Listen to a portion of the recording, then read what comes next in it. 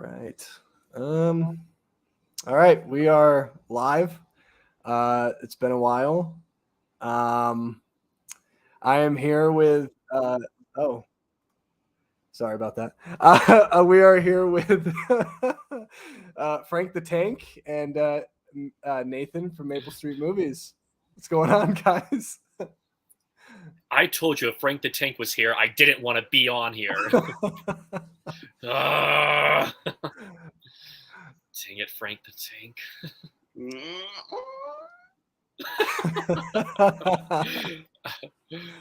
No, as everyone can see, it's been a while for all of us too. It's been so long, dude. This is so fun. I'm like, how do I even start? But yeah.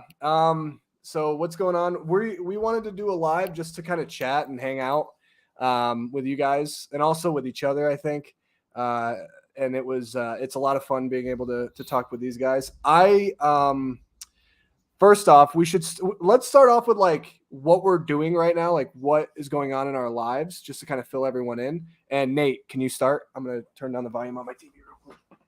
I would love to start. So I just started a new job in Arizona. It's my first big boy job, if you want to say that, but it's salary position. I've never had a job like that before, so getting used to that. We are not clocking in and clocking out, but that started yesterday. And so only on day 2, this whole week is orientation, but it's in Phoenix. I'm required to wear a suit, and I hate every minute I'm outside, but everything else is awesome. So that's kind of an update for me. And then I moved into a new place. I'm in this small room sharing a house with some guys, and my room is complete madness right now. And so after this live stream, I'm actually going to continue unpacking. But last night I put together my bed frame, so that was exciting. Big things. What about you, Jackson? What's up with you? I'm living in New York City. I think that was the thing. I don't know if anybody knew. I'm going to school studying acting. I start up my second year in a month, and then just been chilling, just living, just doing my thing. Got a dog. Oh man, Louie! Ooh, look at that dog. He's so cute. Yeah. So that's pretty much my life. No big updates in terms of anything significant other than the move and. Sorry, I'm laughing at one of the comments. The Batman trailer comment. We have some old time fans here. Jeez. I forgot about that, man. That's OGs. Thank you, Nathan Martinez. Yeah. Appreciate it. Yeah, appreciate that. Always happy to be reminded. Yeah. It got to a point where we were all like, wait a sec, this is not real. It got really dumb. Guys, I don't know. I saw the movie and I didn't see any of that trailer that we saw. I mean, that fake advertising, if I've ever seen it. So yeah. I told the manager at the movie theater, I said, I think you're playing the wrong movie. And I showed him the trailer and our trailer reaction, and he looked at me, and I was banned from that movie theater forever.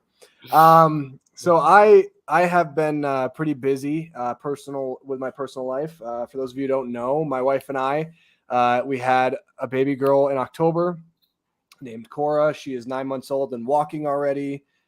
She is the best thing ever, the cutest thing ever. I find so much joy in being able to be her dad. And also, the crazy thing is my wife and I, we loved it so much that we're having another baby in November. We're having a boy. So it's kind of crazy. Having 2 kids within pretty much a year was not the plan, but things happen, and we're very excited. And in terms of what I'm doing, in terms of filmmaking and stuff, Addict is, as I told Jackson Nate before this, Addict is finished with sound design. So the next stage is coloring, which is already done, but we just have to I have to send it to my colorist. All he has to do is put in the color palettes, and that's basically it. Then the film will be done. So a trailer for Addict is coming in a couple weeks, which is crazy. I already know what I'm doing for it, and it's going to be awesome. And I will be submitting it to fall festivals pretty much starting next month. That's when a lot of them open up. So very excited about it. And I also have other. Yeah, sorry, Nate. Oh, no, go for it. I'm sorry. I'm the one who interrupted. I was just going to say, without giving any details, am I in the trailer or will they have to wait for the movie? Well, a part of Nate could be in the trailers. That's all in the trailer. Okay, That's okay. all. No, that's what I'm referring to. You know what I'm referring to. I know what you're referring to. Yes. So Nate will make his big screen debut, Yes. or his small screen debut, I guess. But It's a big screen debut in my mind. I also have other projects I'm currently working on. There's a found footage horror film that I want to shoot within the next couple of weeks that I'm very excited about. And yeah, I have some things going. I'm also writing a song that I kind of want to put out into the world because why not? So yeah, just kind of busy writing and creating and doing all of that stuff. So that's why I haven't really made YouTube videos or really done a lot. Dad life and just creating a bunch of stuff that someday you'll see. But anyway, I guess we have some questions. We had some questions from Instagram. Nate, did you want to, kind of go over a couple questions that you like and we can answer them? Love to. Okay, so and make sure in the chat, by the way, sorry, Nate, make sure in the chat you guys drop questions for us that you'd like us to answer. Yeah, go for it, Nate. Okay, I'll write this in the chat too so people can see it. Or isn't there that banner thing you can do? Oh, yeah. It's been so long. I forget how to.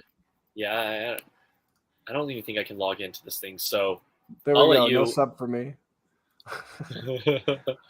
Oh, oops, my bad. I just want myself.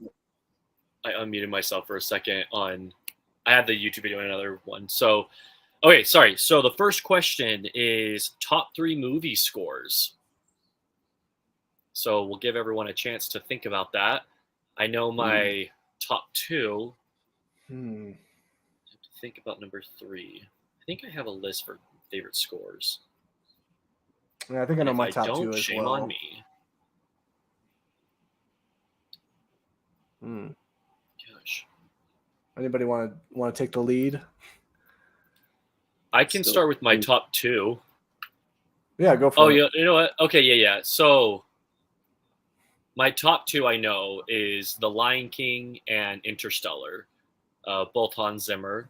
So we'll let you do with that information what you want to do. I said that completely wrong. But I'm trying to think of a third one. It's probably, I'll just say it's probably a Harry Potter movie. Maybe Order of the Phoenix. Really random take, but I love the Order of the Phoenix soundtrack, or the score. But Social Network, if we were talking about individual tracks, then I love Hand Covers Bruise, just that iconic Social Network theme. And then Soul Epiphany is probably my favorite track of all time, possibly. So, yeah, I'll just say Harry Potter 5, Lion King, and Interstellar. Okay. I think mine would be my top 2 easily would be my 2 favorite movies of all time, Halloween and Empire Strikes Back. Empire Strikes Back, the Imperial March is literally like in my head constantly. I've already kind of trained my daughter. She's already kind of heard the Imperial March multiple times. So I'm like, dun, dun, dun, dun, dun, dun, dun, dun. And she's like, yeah. Cause she's that is so cute. Oh. But those are my top 2, and then I'd probably honestly say Interstellar's up there for me. It might be like my number 3. I really love that song. I love that score. So good. Yeah, it's tough. Inception's good. There's a lot of really good scores, but I'll say Interstellar is my 3 because I think scores is like, it's just so hard. It's so hard to choose because there's so many iconic scores. Mm-hmm. What about you, Frank the Tank?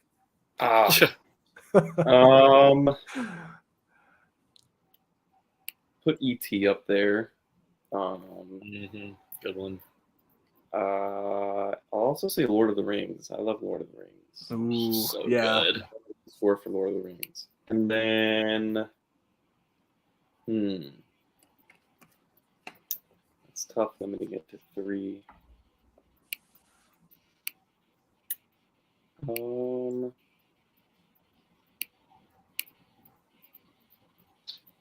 And that's tough. I don't want to think too long on it, but I guess I'll just go off instinct. I'll say The Dark Knight. Why not? Okay, Nice. I that's a think The good Dark one. Knight has a great score. Just because I can't, I Bernardo? way too many to just name 3. Yeah, it's hard. Bernardo had E.T., Inception, Super 8. I like those. I actually have never seen Super 8, so I've seen like 15 minutes of it, but yeah, I It need to does have a watch good it. score. It Yeah, does. E.T. and Inception are really iconic scores. I mean, you can't go wrong because it's literally Hans Zimmer and John Williams. So I mean, pick whatever score you want. I mean, Catch Me If You Can. I remember watching that with Nate, and that's a really good Yes. score. That's like really So subtle good. from John Williams. So yeah, there's a huge list of different scores that I think a lot of people would love. Let's see. Joe says, I'd have to go with Lion King, Moonlight, and Babylon. I really love the score for Babylon. I'm happy that you said that one. Yeah.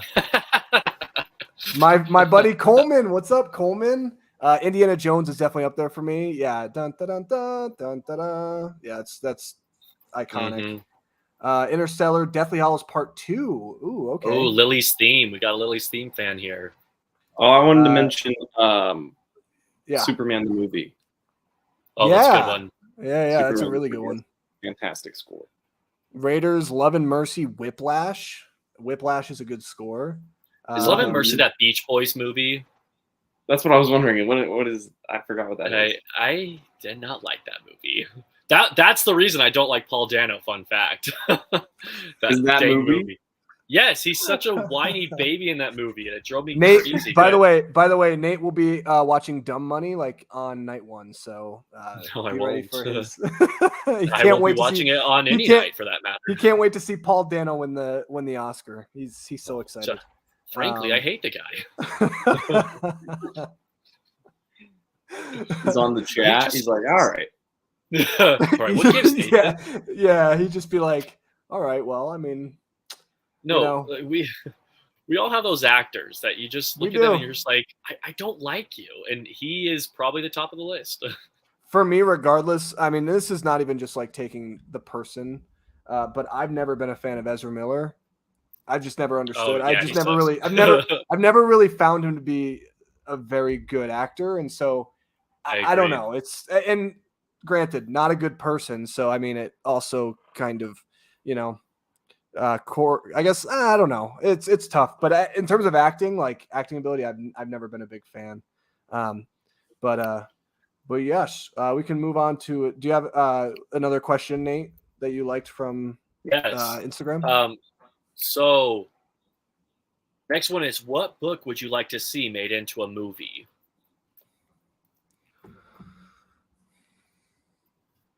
I am thinking. What if it's a book that you love that hasn't had a good movie yet? That could also kind of count, right? Or is it just like a one that hasn't had a film adaptation? I think either works. I think the question's for it hasn't had a film adaptation, but I think it's basically the same thing if the film adaptation was awful. So I say go for it. Okay.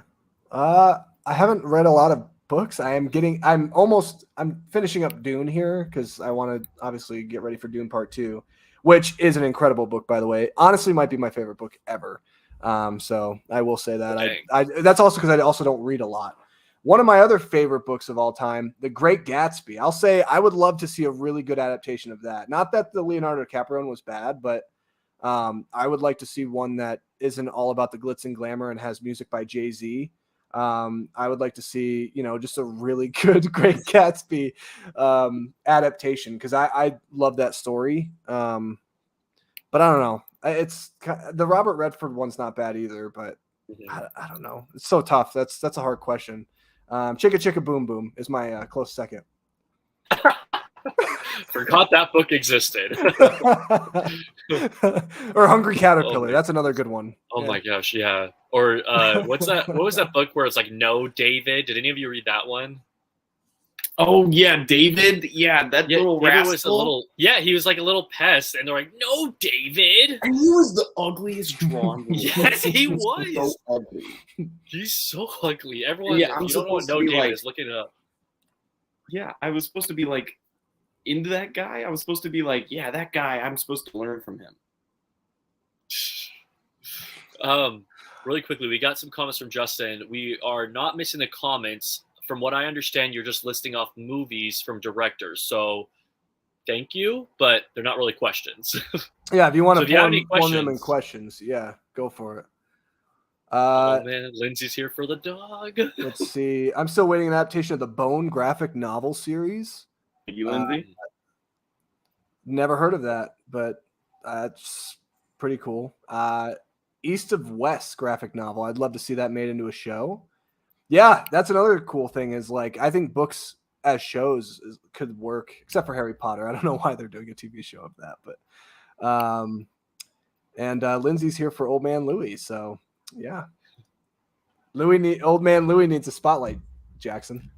Old man Louis, he is napping. He had a busy day. He came home. He came home Bad today, thing to do. and he had to endure a thunderstorm, which he is not a fan of. So, Did you guys give your adaptations, your book adaptations to movies? Oh, I'm thinking still. I have two. Blood Meridian by Cormac McCarthy would be phenomenal. It would be so hard to do, but it's a fantastic book. It's amazing. It's a Western, and it's about this gang of well, they weren't cowboys, but a gang back in the Old West and it's based on real events that they would go and along the Texas-Mexican border, and they would kill and scalp Mexican and indigenous people. And wow. So the book is about that, and it's about like the ruthless violence and all of that. It's a really great book. If anybody wants a good book to read, I mean, it's not easy read. It's really good though. And the other one I would say is probably Great Expectations by Charles Dickens. Oh yeah, I know what book that is. Yeah, the one from the 40s by David Lean is okay. It just doesn't. I don't think it gets like the heart and like the emotion heart of the book, which is hard because it's a long book, so it would be hard to like get it all down. But I think that movie's good. I think that it would just serve better as like a longer, maybe a Netflix miniseries. They did do a miniseries on Hulu, and I watched 15 minutes of it, and I went, "Yep, all right, maybe try again in like 20 years." Jeez. What about you, Nate? Jeez. Has anything come to your mind? Or books I've read? Yeah, I read a lot of like self-help books, and so it's not like I can like Lincoln on leadership. I want Abraham Lincoln to talk about good leadership advice. Like I'm trying to look at yeah, I'm glad I died by Jeanette McCurdy. Like I don't know what I'm looking at recent books I read, and I can't find any. Oh, I got one. Okay, I got one. So there's a graphic novel, I guess you could call it that. I think, yeah, it's considered a graphic novel called Mouse. And in the story, the mice are the Jews and cats are Nazis. And it's a retelling of the Holocaust. I've heard of this. But yes, it is incredible. It's like really sad, of course. But what it is it's a true story. Like what it is it's a grandson. I believe it. No, it's a son interviewing his father because his father is a survivor of the Holocaust, and the father's recounting his experiences. Thank you, Peter. Yeah. So happy to see that there's some mouse out there. But yeah, his father's recounting experiences from the Holocaust, and I think if we got a movie that was, it would definitely be a dark movie, but I want a stop motion mouse movie where you go into it knowing it's dark, kind of like the movie 9, like where you just know 9 it's a dark movie kind of thing. You guys remember the movie 9? Yep. Yeah. Strange movie, but something like that where you know it's dark. If they really went for it, they can make an R-rated movie, but I don't know. I think that would be so good if they got it right. If they did it wrong, then it'd be really bad. But if they could get it right, then that would be incredible. No, that sounds really Glad I found that on interesting. my read. Yeah, I'm glad I found that because I was like, I know there's something. And right when I saw it, I was like, yes, I definitely thought that while reading it. I was like, this would be an incredible stop motion movie if it was done right. Yeah. So we're gonna go to a question that one of the most handsome people I've ever met in my life asked. One movie that you could go back and watch opening night with a packed audience. Ooh, it's That is a good question by Mr. Frank the Tank right there. He asked this question.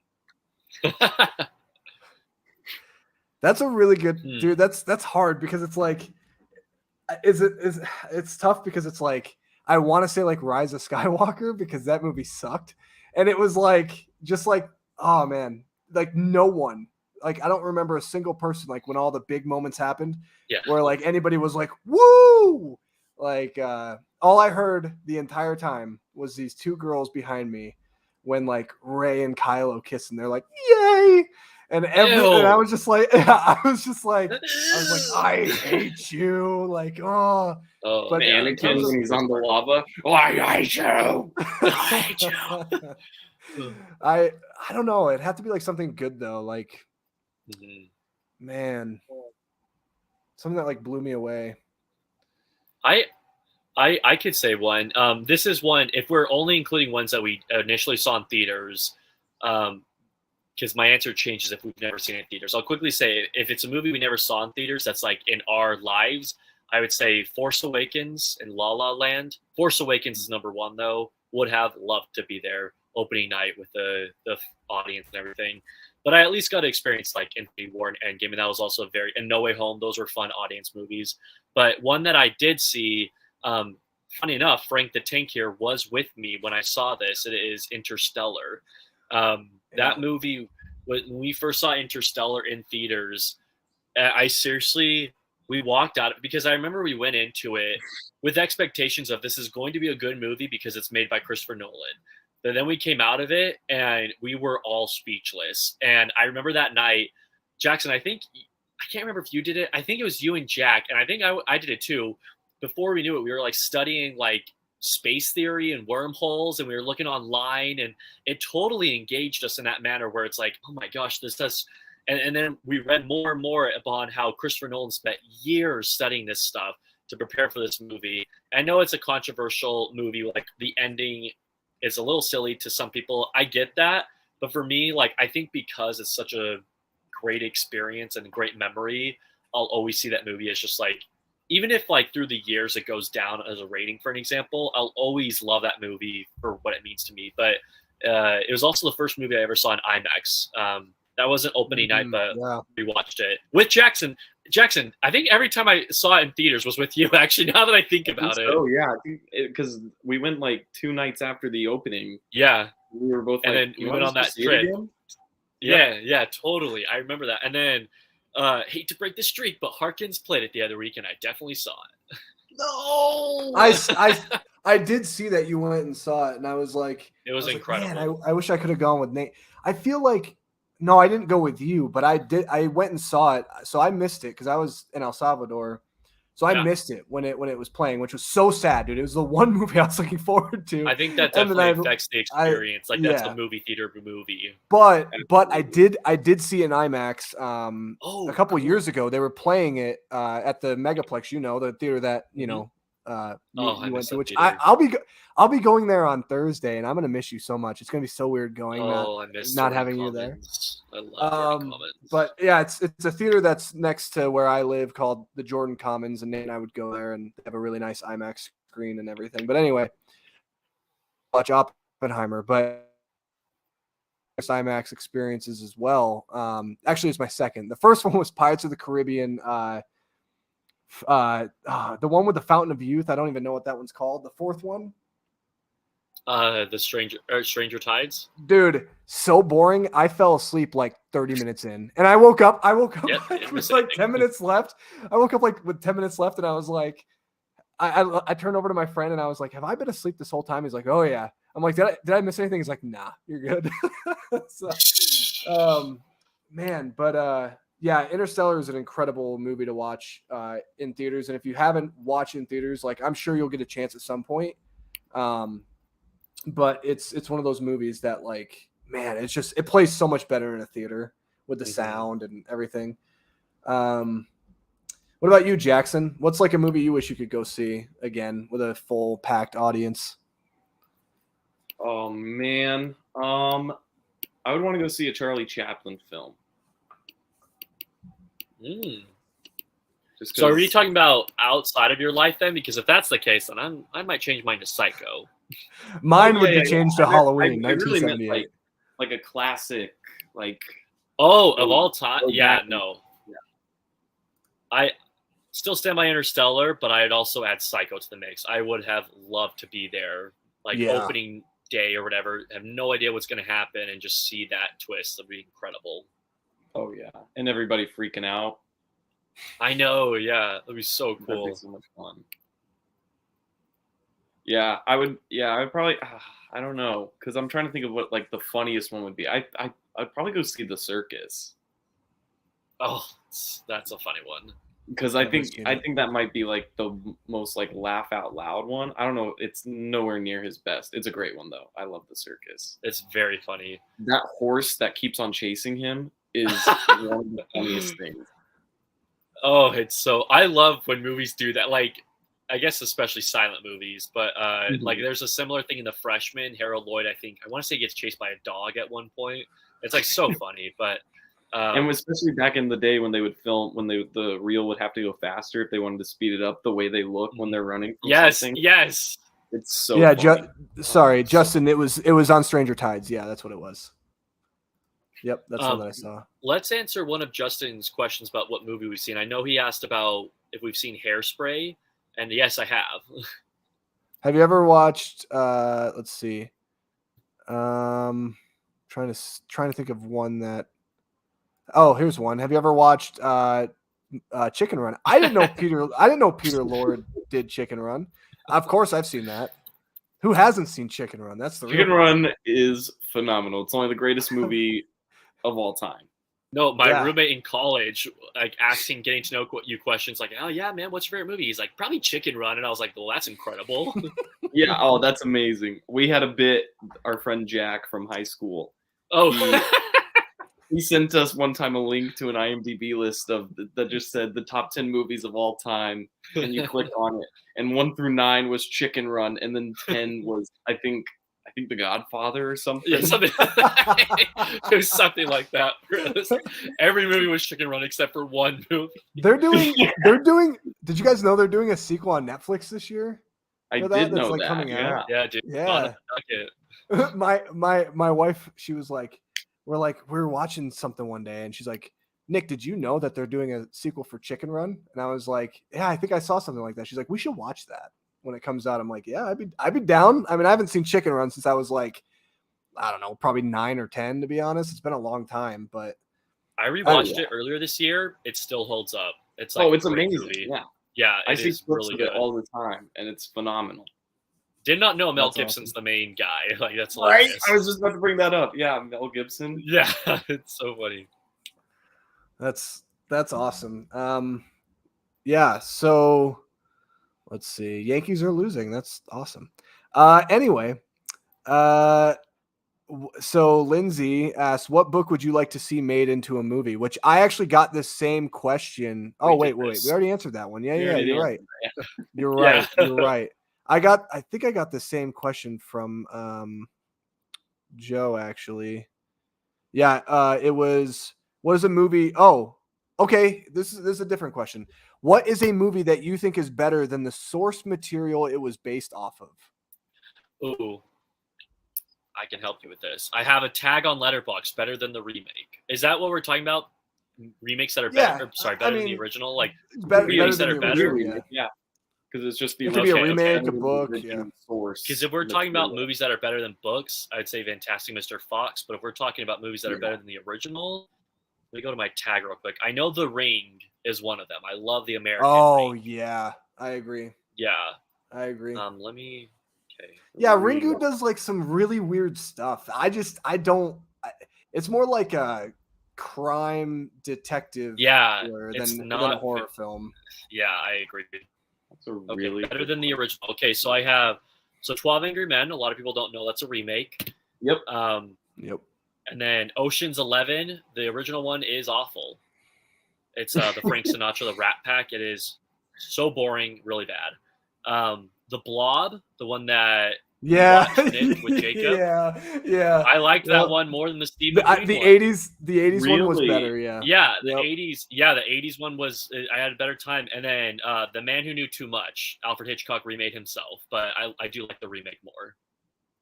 Yeah, we watched The Blob together, Nate. I remember we watched both of them back to back, and we watched the 50s one, and we're like, okay, like it was okay, I guess. And then we watched the 80s one, and it's just like cheesy, fun time. Like, Yeah, it was. I had a better time with the 80s one.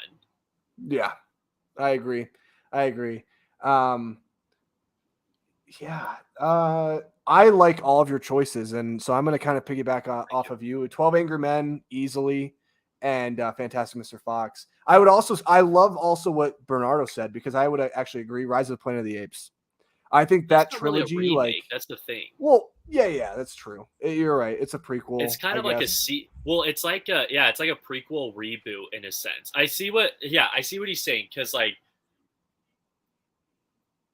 I don't know. I don't think it's a remake. Like, if it was a remake, we'd have the same ending as the original Planet of the Apes and everything. True. I think it's a continuation. It's like a prequel. But for what it's worth, I mean, I won't even get started, because we'll get stuck all night on that. So you all know that I love that series. Yeah. So I got one. It's a TV show. The Office. The U.S. version of The Office is way better than the U.K. version of The Office. So that's nice. A TV show. That's better. It's also like The Office is like also one of my like 3 favorite shows of all time. So it's like an easy slam dunk for me. So Jackson, are you still a huge fan of The Office? Yeah, I mean, I haven't watched it in a long time, but it's it's a staple. Yeah, exactly. Trying to think what I like better, books or movies.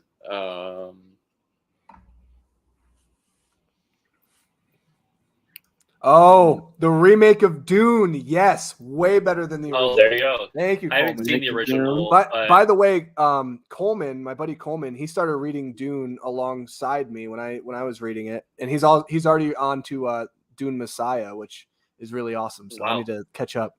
So yeah. But yeah, sorry, Jackson.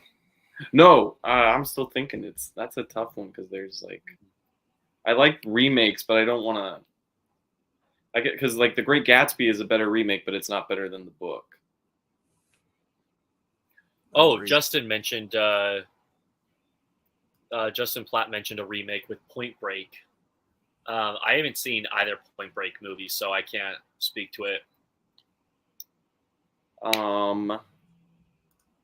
You know what? This is the cheapest answer I could ever give, but like Once Upon a Time in Hollywood. It's better than the book. Yeah. No, I like that okay, answer. I see. Yeah, it's better than the book. Even though it wasn't originally based on the book. Yeah, I thought you were saying it was a remake of a classic. That's why I was like quiet. I was like, what? So I see what you're saying now. Yeah. It was like a year or 2 after it came out. There was like a book companion with it, like the novelization, like, you know, back in the day. Okay, I do remember when that came out.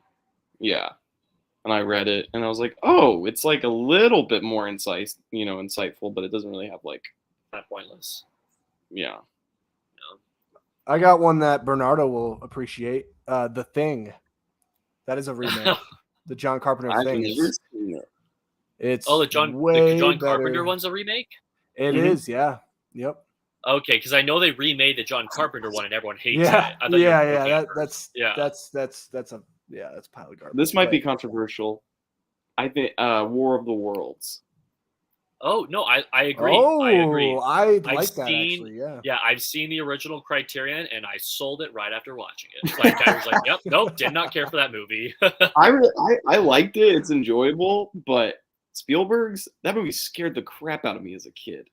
Yeah, people are just like turning to dust, and they're just like hitting against Tom Cruise's face as he's running away. It's like, ew, it's a person. Like, gosh.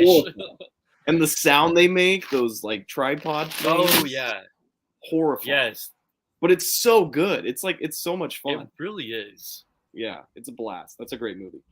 Yeah, and I mean, if we're Um, talking sequels, Empire Strikes Back, I mean, it would be A New Hope any day of the week, but that's just, you know. But I don't think we're talking about those I kinds might of like movies. I might like New Hope more. Well, I mean, Respect that.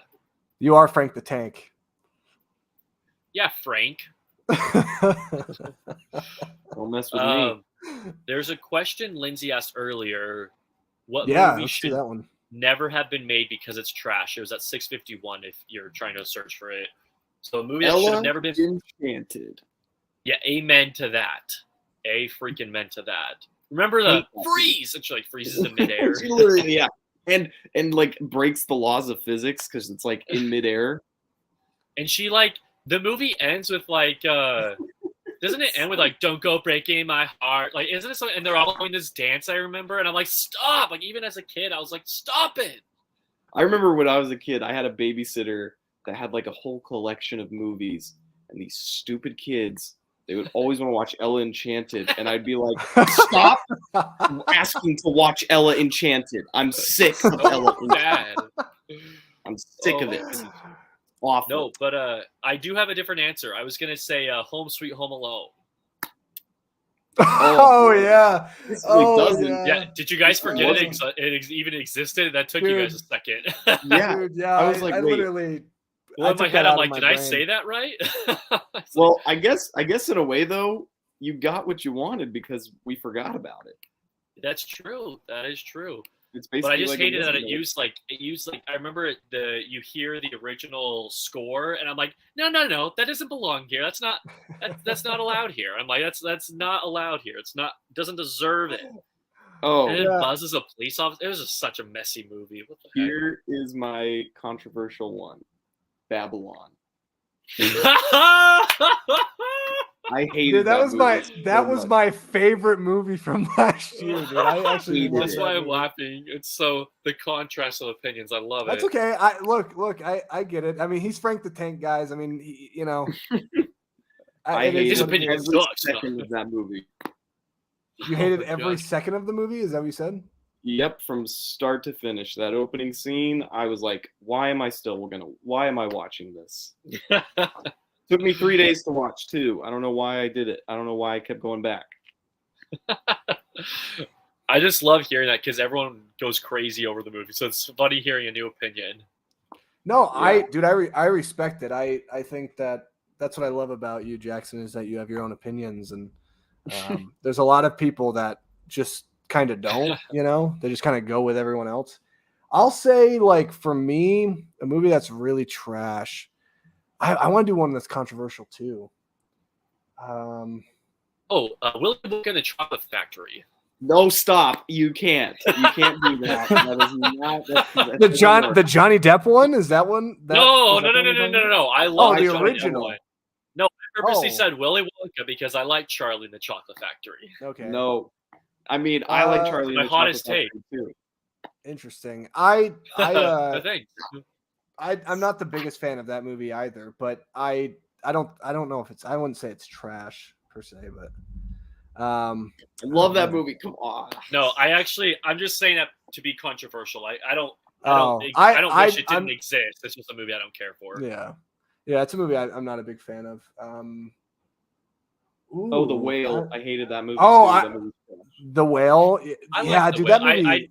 It wasn't incredible, but I liked it more than you, Jackson. I know that. I was cringing. Yeah. Majority of that movie. What I hate about that movie is it really just like makes fun of fat people, and it's like sad because like they tried not to, but that's literally what they did, and it's like. Have you really, guys I don't seen the know, picture kind where of a it's lot of like insulting things about it? It's like, have you seen the one where it's like, which whale are you today? And it's different shots of Brendan Fraser from that movie. And it's like the live picture, and then it's him just like normal, and then it's him crying, it's him happy, smiling. It just is like, that movie's in a way become a meme. And it's like, I got one. shouldn't be a I meme, got one. but it's so funny. I got Yeah. one. A movie that's so trash that I wish didn't exist. Midsommar. Talk about a movie that I literally was so excited for. Granted, Ari Aster, he's kind of like maybe 1 for 3 with me in terms of like Beau is Afraid. I like that movie. Hereditary, I think, is so overrated. I'm sorry. I think it's so overrated. I had a roommate in college who told me it's the best horror film, and he was like trying to like make his point clear when I told him I don't think it's that good. And he was like, no, but it's amazing, and it's the scariest movie since The Exorcist. And it's like, yeah, that's what everyone says, but it's not. I think The Babadook is way scarier. But I would say, yeah, I'd say Midsommar. That movie, I literally watched it in theaters, and it was painstakingly boring. I was bored out of my mind, and I just thought to myself, like, yeah, we get the point. Come on, move it along, Ari. Let's go. Let's pick up the pace. Come on, let's get it moving. I refuse to watch it. I don't like cult movies. Yeah, dude, it's like not even scary, man. It's like it's just shock. That's literally all it is, and that's all Ari Aster kind of does. Is like he's just a shock director, and I don't know. It's not my thing. Yeah, and then so that was a really good question. I guess there's another question is like that I had for you guys. So this was a question that was for me particularly because I don't think you guys would really kind of care that much because I don't know if you guys have an opinion on it. It is hold on, let me see if I can find it. The question was, what is a horror movie you wish Scream Factory would remaster? But instead, like, what is a movie that you wish had a sequel? And in terms of answering this question from Zeko Trinity, I would say Nightmare on Elm Street should have a collector's set. That's basically my take on it. But yeah, what are your guys' thoughts? Like, what's a movie that you kind of wish had a sequel? Okay, so one comes to mind right away, and it would have to be done by Christopher Nolan, but I would love an Inception sequel. And that sounds crazy because it's such a great standalone movie, but if Christopher Nolan if he did it right, that world is so cool to me. And there are so many scenarios you could do with the dream sequences. I think it would be so cool. And I remember when I was younger, I was like, how cool would it be to have an Inception video game? Like, I just want to explore the world of Inception more. I think it's so cool. I'm definitely biased because I love that movie. But, Peter just said Nice Guys need a sequel, and I completely agree with that. Yep. I've never even seen it, so. Oh, but yeah, Nick, you got it. I've heard it's really good. It's so on funny. My watch list. Ryan Gosling is an incredible comedic actor. Like, he can do anything. He's incredible. But another one, Edge of Tomorrow, which has been in like production limbo forever, but I'd love a sequel to Edge of Tomorrow. Haven't seen that either, but yeah, I'm getting way more into Tom. I'm getting more into Tom Cruise. I finally watched all the Mission Impossibles and stuff. So my parents. Here's a funny thing, okay? I didn't watch Tom Cruise growing up because my parents absolutely despise him. I don't know why. A lot of people do, actually. Well, during the summer, because I know my dad. My dad's like really into like war movies and stuff, and I was like, Dad, we should watch Top Gun Maverick because I think it was on like Amazon Prime or something, and we were like on Prime. And my dad's like, I hate Tom Cruise. I'm like, yeah, but it's such a good movie, Dad. He's like, I don't care. I won't watch it. Tom Cruise is in it. And so I didn't grow up on a lot of Tom Cruise because my parents, hate Tom Cruise. But I think he's such a fun action star. Like, I don't really kind of care. Like, yeah, is he a weird guy?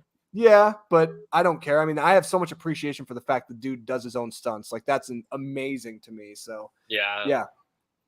So, yeah, Edge of Tomorrow, I need to watch it. But what about you, Jackson? What's a movie that you wish had a sequel?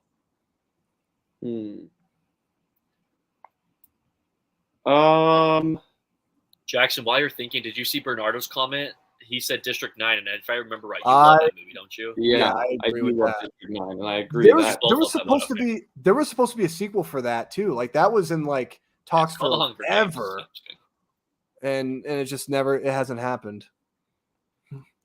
My dad. Oh, and I'm still waiting on Tintin. Oh yeah, I'd be down for a Tintin sequel. I'd be down for Tom Cruise. Yeah. Dads hate Tom Cruise, I guess. Confirmed. Yeah, my dad actually doesn't like him either. Now that I think about it, that's so funny. My dad loves Tom Cruise. Hey, you know what? Screw you, Dad. No, I'm just kidding. Oh no! I'm just kidding, Dave. You're cool. He broke the streak. Dave's watching. He's like, I don't want you hanging out with that Nathan Hale ever again.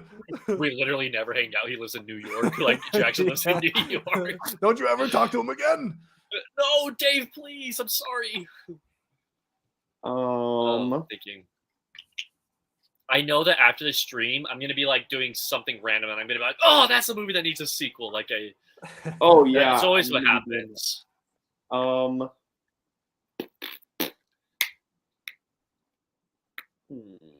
I will say, sorry, Jackson, while you're thinking, No, we you're have good. an Ocean trilogy. We didn't have the Ocean with the female cast, but I would love another Ocean's movie with like the old gang back. Like, I need another Danny Ocean movie Ocean's with Brad Reunion. Pitt. Yeah, Ocean's reunion movie, like Ocean's 14. I don't know what they'll do now because Ocean's 8 writes off Danny Ocean, and I was really mad about that. But I would love another movie with that gang because I don't talk about that series a lot, but I love that series. Such fun movies. Yeah, they really are. Schindler's List. No, you're lying. I hate you. No. Yeah. Dang, that's hard. I don't want to say The Iron Giant. Yeah, because it's so good on its own. It's so good on its own, and the ending, like, sure, it like leaves the possibility, but like, no, like, leave it alone. Like, I just love that openness of the ending. But which, I kind of feel the same way about The Incredibles, because I don't really care for the sequel of The Incredibles, and I actually like it. Yeah, I like it too. As sequels go, I'm like, that was good. Like, I think it was justified, but I can see like people who are only fans of the original. Like, fair enough. What was a movie? Okay, let me check, because I know I recently watched something that I was like, if we got a second one of this, wouldn't be opposed. Trying to remember. What Air? I'm just kidding. Air, yeah. No, you know what actually does need a sequel though? The Walk with Joseph Gordon-Levitt. I have no idea what that movie is. We need to see 30 years later. I've never even watched that movie to begin with, but I remember he has a really funky accent in it, doesn't he? It's awful. It's very forgettable. Oh my gosh, Nick, do you remember that movie? It's where he walks across the Twin Towers on the rope. It came out in like 2015. I missed it on my mission. I've never seen it. Okay, Yeah, do us I've a never favor. seen Look that. up the trailer tonight. You will be laughing. It is hilarious. I want to climb between the Twin Towers. I have a TV series, and I guess like I have a sequel for a movie, but it's not like okay. Hear me out. The sequel for the movie is a sequel to Halloween 4, which is my favorite sequel probably ever. It's like my favorite Halloween sequel. It's easily the best. And then Halloween Kills is like right after it. But Halloween 4 is awesome. And like it ends on an awesome cliffhanger. And I would love to see an actual sequel to that movie directly. Like they have Halloween 5, but they like retcon Halloween 4. So I would like to actually see a proper sequel. And now that like Jamie Lee Curtis is done as Laurie Strode, and she should be. Sorry for you Laurie fans out there. To break it to you, they should go back to that character of Jamie Lloyd because I just think that there's a lot of story to tell there. And then TV series, I don't know if Nate, if you actually watched it, we were going to watch it together, but I'm still really mad that Netflix canceled Dark Crystal: Age of Resistance. That show was so good, and it was Dark Crystal is like one of my like favorite like movies probably ever. Like I love that movie. I grew up on it. And Dark Crystal: Age of Resistance, and I don't even say this lightly. I think Dark Crystal: Age of Resistance is better than Dark Crystal the movie. I loved season 1. It looked like the production value looked incredible. It looked really good. Production value was amazing. It was a show that like Michaela enjoyed watching with me. It was like Game of Thrones with puppets, and I just loved it. I loved everything about it. and they canceled it because it was too expensive. But yet they'll give Dwayne Johnson $50 million to watch for a movie that no one will watch. So, screw Netflix. They said that they were going to do a sequel or something, or like tell more of the story in like graphic novels. I haven't heard anything about that, but man, I would kill for like a season 2 or just like the ending of the story somehow, some way. Like even if it's graphic novels, like I'll do that, or even like YouTube videos or something. I want that continuation. Yeah. I loved it. I loved where it was going. So, well, actually, yeah. Oh, sorry, Jackson. Oh no, you're good. I was gonna say Atomic Blonde. I would love a sequel to Atomic Blonde. Yeah. I never saw it, but I know that it was like a well-received movie when it came out. Dude, I know you don't like the John Wick movies. No, I do. Oh, you do? Yeah, I haven't seen the newest one, but I remember liking them. They're fun movies. Okay. Well then you'd probably like Atomic Blonde because it's like in the same vein. I don't think it's as good as the second or third John Wick than the first John Wick. And I think it's a sequel. There's some pretty memorable action sequences. Really, really good one take. Oh, in those stairwell action sequences. And it goes awesome. It goes from the stairwell from the top, and they go all the way down into the street and into a car, and then it leads into a car chase, and it's all one take.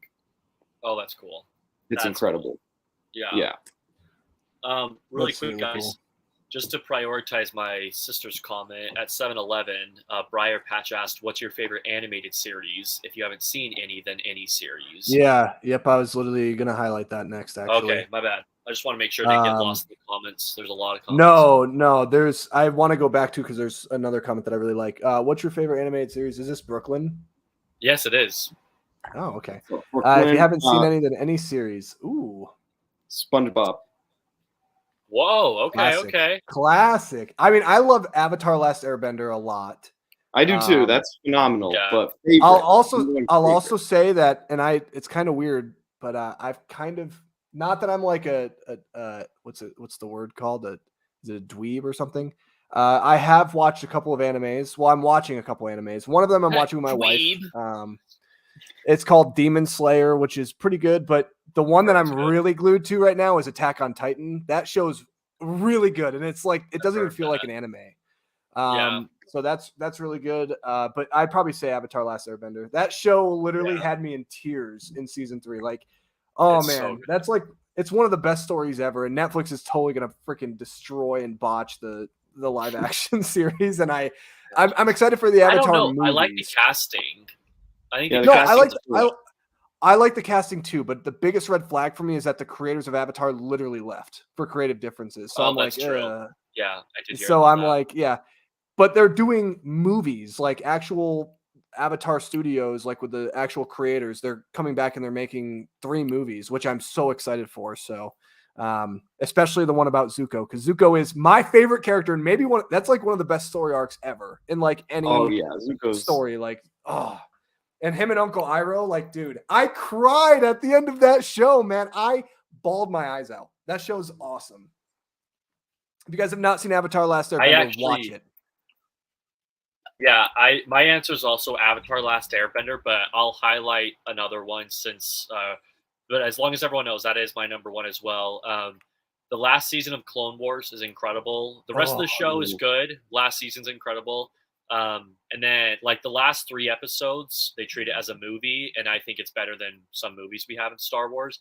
But I'm going to give a shout out to the 90s Spider-Man cartoon because it is an absolute blast. I've seen it all the way through as of last year, and it's a show that's like very cheesy, and that's exactly why I love it, because it's so cheesy.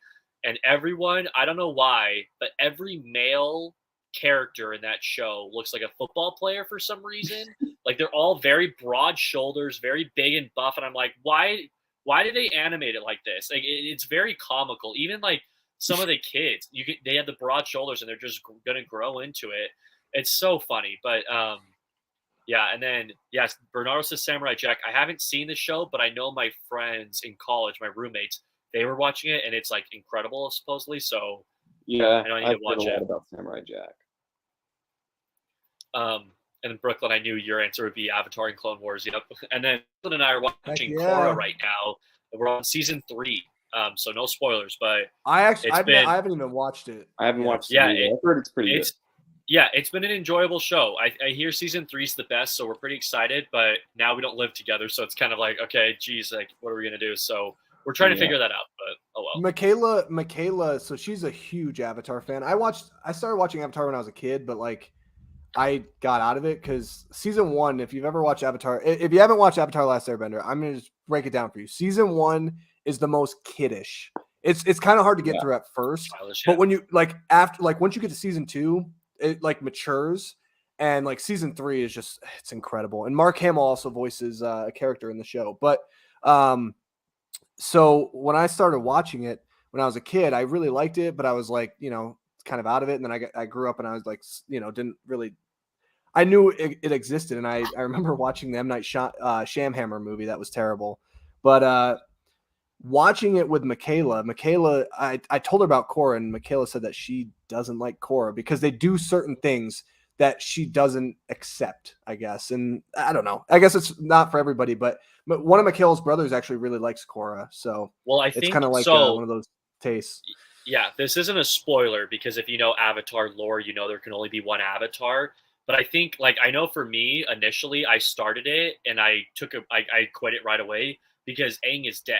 Because, like, you can't have more than one Avatar. So Aang is dead. So it's kind of sad not being with Aang because Aang's, like, the best character in my. I know you just said Zuko, but Aang is my favorite.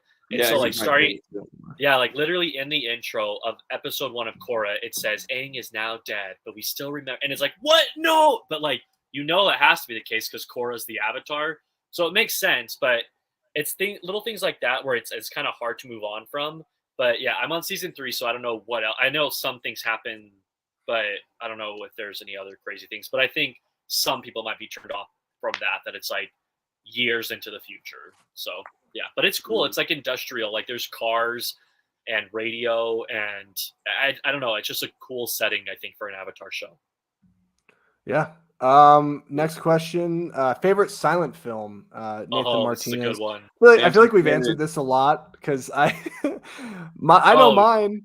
Well, Nick, yours is your least favorite and your favorite. Well, actually, wait. You've only seen one, haven't you? Yeah, because Vampire doesn't count. I thought that was a silent film when I started watching it. I like Vampire, but it's not. And it's like not. Yeah, it technically doesn't count. It's Gold Rush. Wow. I mean, it's the best silent film ever made, and don't ask me questions on why. Oh my gosh. Your turn, Jackson. Phantom Carriage, 100%. Nice, dude. I love Phantom Carriage. When it comes to silent films, I have found that I'm more of a comedy fan. Like I prefer comedy silent films to like serious ones. Like Phantom Carriage is great, but I'm looking at so I've seen 34. Phantom Carriage is my number 15 to give you an idea. Like great movie, but I just have a lot of comedies above it. But favorite is The Freshman, Harold Lloyd. Mentioned it earlier tonight. That was great movie, Bernardo. But Freshman is, a lot of people think of Safety Last with Harold Lloyd, which is fair because the iconic clock scene, which is also a great movie. But The Freshman, for me, when I did my 25 movies challenge for 5 actors, 5 movies, Harold Lloyd was one of them. And so I watched 5 of his movies, and The Freshman was the one that I laughed the most in. I had the best time. And I don't know if this is a hot take, but Harold Lloyd is easily my favorite of the 3. Buster Keaton, Charlie Chaplin, Harold Lloyd. In fact, I would rank it Harold Lloyd, Buster Keaton, Charlie Chaplin. So, yeah. And then Sherlock Jr., The General, Speedy, Kid Brother. Sorry, I just start ranking my whole thing. But yeah. And then Jackson, I know you love Chaplin, so I'll say my favorite one's Modern Times at number 7. Oh, I love Modern Times. City Lights is my favorite Chaplin. I know it is. I love City Lights. That's my number 18. Not bad. I've seen bits and pieces of City Lights, so we'll say I've kind of watched 1 1/4. Depending on how you perceive it, that movie could make you like get a little emotional. Not that I did. When I watched it, I was so charmed by it. But the ending is totally. Phenomenal. The last frame is perfect. I'm pretty sure last July when Bernardo was here, didn't he have me buy The Cameraman? I think I have that one right on Criterion. I think so. It's a good one. I think so too. Yeah, Buster Keaton. Yeah, I'll have to pull that out and watch it. Yeah, so your favorite is Harold Lloyd, right, Nate? That's my favorite And then- actor, and favorite movie is the Harold Lloyd movie. It's The Freshman. But sorry, really quickly, actually, just for fun, since I only shared comedies, I'll say my favorite serious one is. Oh, funny enough, The Artist, the Best Picture winner. I want to watch that. I love that one. That one's number 8 on my list. But everything before that is more comedies. Really good movie. Yeah, I love The Artist. I know Bernardo does too. One of my other favorite silent films is Disaster. The Room. It's a movie where you have to mute. If you mute it, you get way more enjoyment out of it. So it's a masterpiece when you mute it. See, that's the thing. You can make any movie a silent movie if you just mute it. You know, like you just watch everything play out. You know, it's pretty amazing. Uh-huh. It's pretty. Yeah. When Tommy Wiseau's doing. Like, oh, dude, I feel it. You know what I mean? Yeah.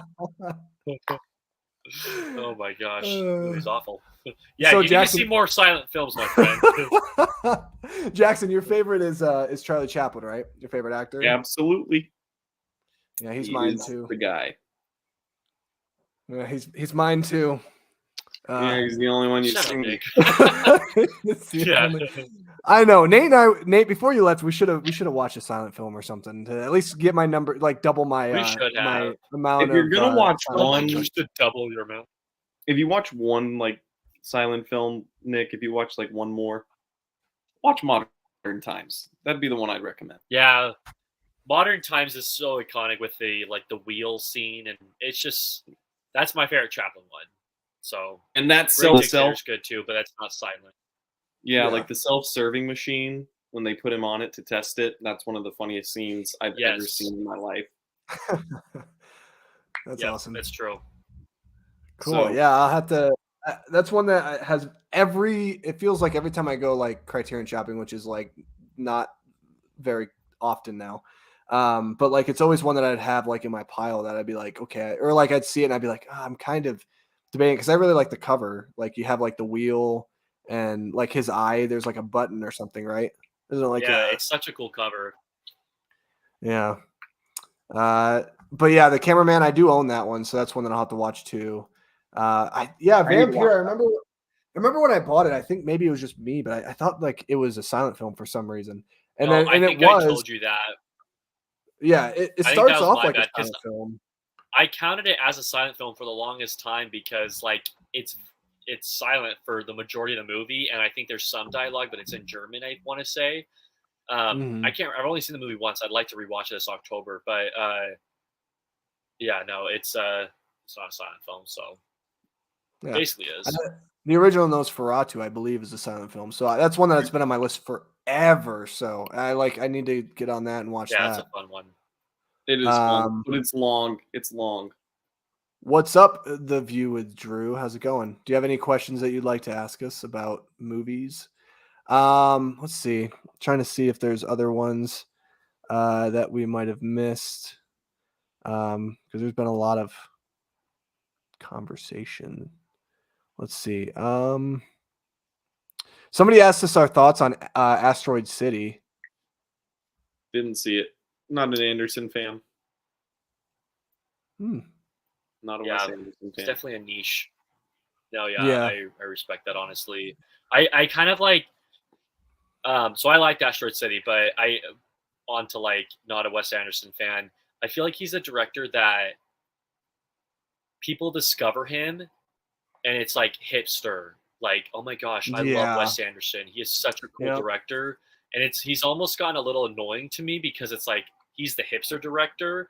And it's like, guys, there are so many other directors out there that are like you don't know about that are so good, like Wes Anderson. And it's like, I don't know. I guess it's because we're like hardcore movie fans, but in the general movie fan population, Wes Anderson's more of a quirky, underrated director. But to me, he's like a little overrated, to be honest. I would So, agree. I would agree, especially when Asteroid City came out, because like you heard people, this is his yeah. best film and his most like contemporary film and his like most accessible. I disagree. I don't think it's very accessible. I actually think Grand Budapest Hotel is probably his most accessible movie. Fantastic Mr. Fox too, but I think a lot of people, and I love, that's my favorite Anderson, and I know it's yours too, Nate. But the problem is I know a lot of people, the animation throws them off, and I'm not gonna lie, it threw me off too when I first watched it. But I do like that animation style. Yeah, that's fair. I thought Asteroid City was good. It's not like a movie that I'll probably remember, to be completely honest with you. I think it really goes off the rails in the third act, and I don't like the way that the movie wraps up. But it's still a good movie. Like, I think it is, beautiful to look at, and that's all Anderson movies. They're all just stylized that way. He's a director of style, not substance. So, it's true. It's true. Although I did think Asteroid City had a bit more substance than usual. Like, there's some heart to it, which I appreciated. I know I people liked were it. saying, people were saying that. I don't really. I mean, these movies are so boring. They're just so boring. I was bored. I was bored in The French Dispatch. I won't lie. Oh, The French Dispatch is bad. I don't like that movie. I turned it off. Yeah, like I was maybe 40 minutes into it, and I was like, yeah, I just don't vibe with it. And then the only two that I think are like perfect, and it's not even because of his style. I just love the movies and like the stories, like Grand Budapest Hotel and Fantastic Mr. Fox. Those are the only two. Those tell stories, and they're perfect. I really like Darjeeling Limited. I actually watched that one recently. I actually like that movie. I haven't seen it. I think that one's pretty good. I would say it's like my I don't know, it might be my third or fourth, because I do like Isle of Dogs. But yeah, I would agree with you. I think Grand Budapest, probably live action, Grand Budapest is probably going to be his, like, I guess, masterpiece in a sense. Fantastic Mr. Fox, because I think that movie, that's a perfect movie. There's nothing wrong with it. Yeah, Fantastic Mr. Fox. It's so cussing good. So I love that movie. The View of the Drew asked, what is your favorite movie performance in a music biopic? My choice is Rami Malek as Freddie Mercury in Bohemian Rhapsody. Walk the Line, Joaquin Phoenix. I know that's Nate's too, but Yep. You definitely just answered for me. Nope, 100%, man. My bad. But yeah, no, dude. It goes to show that's a good answer. Like, if we were both saying it, like, easily Joaquin Phoenix, and I'm a little bit. I've seen Capote now, so I can say this, but I think Joaquin should have won over Hoffman that year. But it's okay, because I'm glad Hoffman has an Oscar. Yeah, he should have won, but yeah, I totally agree. Like, if he didn't win for that, he was going to win eventually.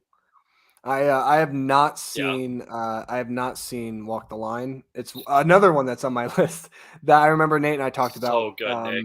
It's really good. Yeah, it's really good. Reese Witherspoon won the Oscar, and she's great. Yeah, she's great. Yep. Who plays his dad again? Is it Chris Cooper? No, it's not Chris Cooper. It's the guy. Isn't it the guy from Terminator 2? He's also the dad from, like, he's Terabithia. Yeah, he's really good in it too. He's incredible. He's like scary good. Yeah, he's a really good actor. I love him. Like, anytime he's in a movie, I'm like, okay, this will be good. I'll say mine is John C. Reilly in Dewey Cox Story. I love that movie. Walk Hard. I do love that movie. But if I'm being honest, in like an actual real person, Rami Malek's a good one because I do love him a lot. I don't think I really liked Bohemian Rhapsody when it first came out, and then I watched it a couple of times after, and I was like, I don't love this movie as much as I thought I did. I could see the issues with it. Taron Egerton, I know Bernardo put that in the chat. That's a good one. That's a really good one. Oh man! At least he got his Golden Globe nomination. That's all that matters. He should have been nominated for the Oscar, but whatever. He should have. He should have. To be honest, I really was very, and I'm not like gotten more love. It was so good. I'm not even like a huge Elton John fan. I didn't really know much about him. I never, like, that's before, like, way before my time and stuff. And so, like, I didn't really know much about Elton John other than Lion King, but I really appreciated Rocket Man because it was opening up a whole new world of music that I fell in love with. Oh man, I don't know. That's a hard question. I don't know. I think anybody who ever in the future plays Kurt Cobain probably will give the best performance in a biopic. And Yeah. I will say this, if I can make any project in the future, and I've told people this, if I can make any project in the future as a filmmaker, I want to make a film about Nirvana and Kurt Cobain. So maybe That'd I'll be be that great. director. That Yeah. might be my favorite biopic performance in the future, which is cheating, but I think that'd be great. I love Nirvana. me too. Me too. I'm a huge fan of Nirvana. I'm a huge fan of Kurt Cobain. I mean, he's Yep. like, he probably is one of the single greatest songwriters in history, and I just think he's. Yeah. I want to tell that story so bad. I think I'm also like, I'm personally attached because my dad almost named me Kurt Cobain Acosta, but my mom said no. No So, way. That would be sick. Yep. My mom told my dad that he can name if I was a boy, he was allowed to name me whatever he wanted. And he said, "Well, what about Kurt Cobain Acosta?" And so for like an hour, my mom mulled over that decision of, "Well, should I do Kurt Cobain? I don't know." And then my grandma was like, "No, you can't do that name." So, yeah. Wow. Yeah. I also Nick, wanted to mention. Be Real just went off, Nick. Dude, we should do it. I just. Oh, you're Be Real. Hey, Jackson, smile real quick. Yeah, we're doing Be Real.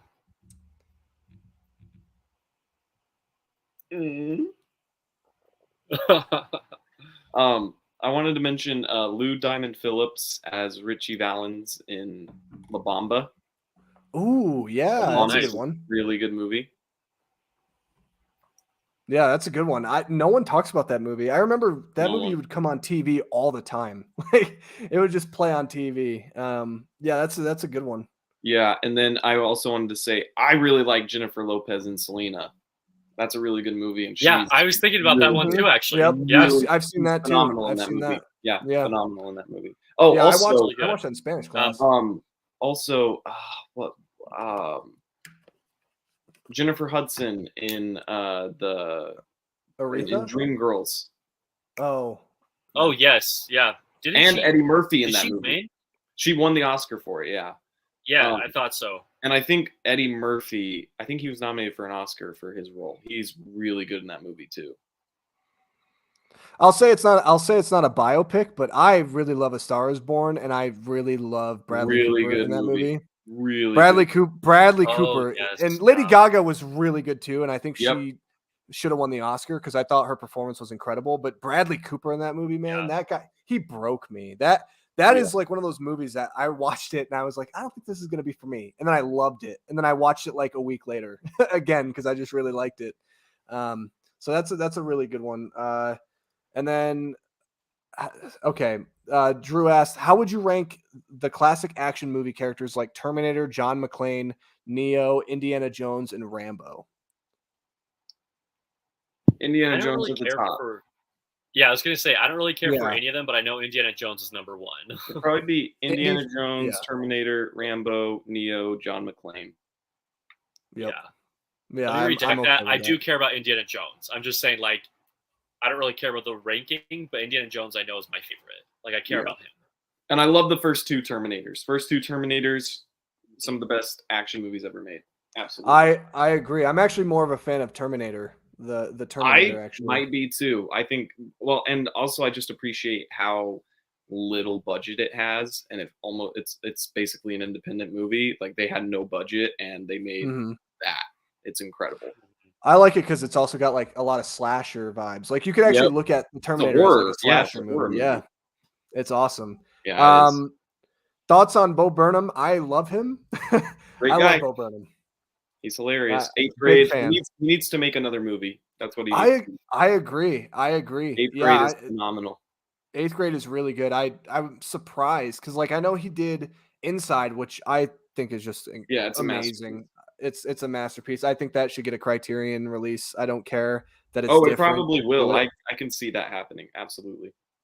I will buy that Criterion any day of the week. But I think the thing that's interesting is he shot that entire film and then he edited it and all of that stuff. And so it's like, man, this guy, like if he wanted, I think Bo Burnham has that capability of like being like giving us one of the best movies like that, like maybe of all time. I just think that he's just such a genius in that way. Not just with comedy, but his writing I think is really good. Because like I can't believe how like deep Eighth Grade is. Like that's a really deep movie. It is. Yeah. Yeah, it's really good. And the girl who was in eighth grade, the last thing I saw her in was the Texas Chainsaw Massacre from 2022, I think it was. Yeah, and the she was in Netflix one. she was in the third season of Barry. Really? Yeah. Glad Which you to guys, see you. everybody should watch Barry. The last season got so slept on. That finale was amazing. I don't know why more people didn't get on it. It was so good. I know it was overshadowed because Succession. Succession, yeah. Yeah, They but both, come didn't on. they both air the same night? Those Yep, finales. like Barry had to be pushed because Succession's finale was like 90 minutes or something like that. And I love Succession; it's a great show. But Sure, yeah. Barry, that's perfect TV. Yeah. I haven't watched any of them, and man, HBO is such a weird company too, because like they pushed out crap like The Idol, which I saw the trailer for that and I was like, no, I'm good. I'll never watch this. Pass forever. And then you hear about it and it's like basically just porn, and it's like Lily Rose Depp and like all these like So random situations and stuff. It's like so weird, man. I don't know, but I do want to watch Succession and I do want to watch Barry because you've talked a lot about Barry. Are you a fan of Entourage, Jackson? Do you like Entourage? I've never seen it. Okay, because I started kind of watching a few episodes of that, and I thought maybe that was a show that you liked, but I guess not. I think you like do you like the Larry David one? Oh, Curb Your Enthusiasm. Yeah, that's my yeah. all-time favorite show. Oh yeah, that's Jackson's favorite show. Yeah, I've seen the bit of him and Lin-Manuel Miranda. Like that's I've seen that like where they fight over who gets the desk because that determines who has the power in the meeting. Yeah, I need to watch that. That looks really up. And then they have a Alexander Hamilton, Aaron Burr type shootout at the end of the season because they're playing paintball and Larry shoots Lin-Manuel Miranda in the mouth with a paintball. yeah, that's the scene that I saw. And Lin-Manuel Miranda plays such a douche. He comes up to Larry because they're doing so Larry comes up with a musical. He comes up with a musical and he wants Lin-Manuel Miranda to star and produce it. And they keep meeting about it and they finally get it rolling and they're backstage one day and Lin-Manuel Miranda comes up to Larry and he's like, "Hey, my cousins, they're coming into town and they need a place to stay. Would you mind having them?" And he's like, "Yeah, no problem." And he's like, "Okay, cool." And Larry's like, "No thanks, like no thank you, no." like you're doing okay, cool. A favor. And Lin-Manuel Miranda's like, "Well, what do you want me to do? I mean, like that's just great that they can stay there." And he's like, "Yeah, but like usually when somebody does you a favor, you say thank you." And he's like, "Well, I don't see there's a reason to be grateful. I mean, it's just something. It's not an inconvenience to you. I mean, they're staying there. You won't even know they're there. So it's so good." That's hilarious. And then they make fun of Michael. Oh, they don't make fun of, but they do a bit with Michael J. Fox and Parkinson. That is off the charts. Yeah, I think you've sent that one to me. Where he shakes the soda up. Yeah. Either you've sent it to me or you've told me about it, but that sounds very familiar. Nate, you got to watch that show. It is. I started it a few years ago, and I didn't dislike it or anything. I just didn't continue on with it. I need to get so back into funny, and it only gets better because it gets more absurd. Like the situations he gets in, they're amazing. Great. He stars in a Broadway show. He stars in The Producers with. It starts with Ben Stiller, and then he keeps getting new castmates because they just can't stand him. And Mel Brooks, he does the ploy because Larry's such a bad actor. He's hoping that it fails so that he can get rid of the producers because he's so sick of it. He just wants it to fail on Broadway, so he hires Larry David. It's so good. That's awesome. This is true. When Bernardo was here, also, but I will say, Bernardo, you're missing the greatest song ever. "You're the Inspiration" by Chicago. I played that all the time. That is like song. That's my favorite song. Yeah, it's my favorite song. That's a cool favorite song. I didn't know that about you. That song is I don't know. I love Chicago. Much. Yeah. Yep. Big. It's kind of an overrated city, but okay. No, I'm just kidding. Sorry. Yeah. So I did play a lot of Bo Burnham though, because I think Bernardo hadn't seen it, and I was like, dude, you gotta. here, listen to all the music. I can, get you into it. But yeah, that's really funny. Let's see. What's a movie you feel gets bashed for the dumbest reason? Interstellar. Oh, yeah, that's a good one. For the end, for Actually, the ending. Yeah. that's I should have gone after you or before you because mine's really stupid. But I'm gonna say Dear Evan Hansen. It's everyone like no, hey, shut it. That Shut movie it. sucks. No, okay, that's my point. So the thing is, I can see not liking a movie, but people like destroyed it. And the reason they destroyed it was because they were saying like he's a messed up person because like he lied and he's bad and Ben Platt's too old and like all that. And I'm like, okay, just like stop making such a big deal about it. I don't know. I liked the music. I thought Ben Platt gave a great performance. Is it the best movie ever? I don't even know why I asked that because obviously not. Like it's not even. I gave it like a 3.5, I think. But people were like half star out of 5, and I'm like, what? Did we see the same movie? Because like I could see giving it like a 6 out of 10 or whatever, but I don't know. I don't think it's nearly as bad as I remember Nate and I, Jackson. we were going to go see it because we saw it together on like Tuesday night or whatever. And Yeah, Jackson Tuesdays. warned us. Jackson goes, "You have to wait to hear how Julianne Moore says truck. It is so Truck. funny." So, and she's like, "Truck." We both It was like a laughed. serious scene too. It's like a serious scene where he's like Yeah. crying or whatever, and she's like truck, and she starts singing, and Nick and I start laughing, and we're like a serious scene in the movie theater, and she says it again, and it's like, oh my gosh, Julianne. Yeah, we're like, I was like, laughing that's multiple the scene. times. I was cracking up. The hardest I laughed, it was a packed theater too. It was when they're doing the montage of like him getting popular and like gaining traction. Yeah. And it's like his best friend killed himself. You won't believe what he did next. I ascended. I was cracking up so inappropriately in that theater. And then I kept laughing at like his faces he would make because they were clearly doing something to his face, like digitally or with makeup. It did look a little off, but I still think he gave a good performance. Like, I don't mind him being in the role. That's his role. He started it. He championed it. That's fine. Like, I champion that too. But the fact that they tried altering it to like de-age him or whatever they were trying to do just didn't work. And it was distracting whenever they would do close-ups on him because it was like jerky or it like contorted his face in a weird way. And Ben Platt is like a regular looking dude. He doesn't look like, he's not like an old, like 50 middle-aged looking man. He's a pretty average looking dude. So whatever they did, they just ruined it. It was the makeup because I know exactly what you're talking about. But I actually found out the kid in the new Jennifer Lawrence movie, No Hard Feelings, he plays Evan Hansen on Broadway, or he played. And he could have been good casting. Like, I see why they did Ben Platt, but he would have also been great casting because he actually looks like a high schooler. Well, I'm kind of contradicting myself now, but still. Yeah, and like I don't mind like the themes of the movie. It's just the way they portray them that's like a little like, yeah, okay.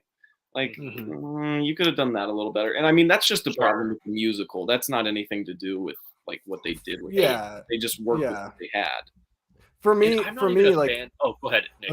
I was just gonna say, I agree with you, Jackson, because like for me, like I had one of my close friends who committed suicide when I was in high school, and what bothers me about the movie is like someone taking advantage of this person's death and like using it as a way to be popular and stuff.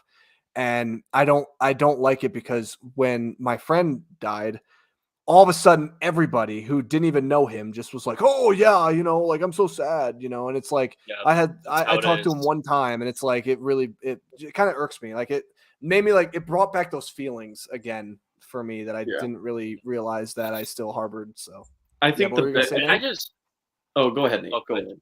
No, go ahead.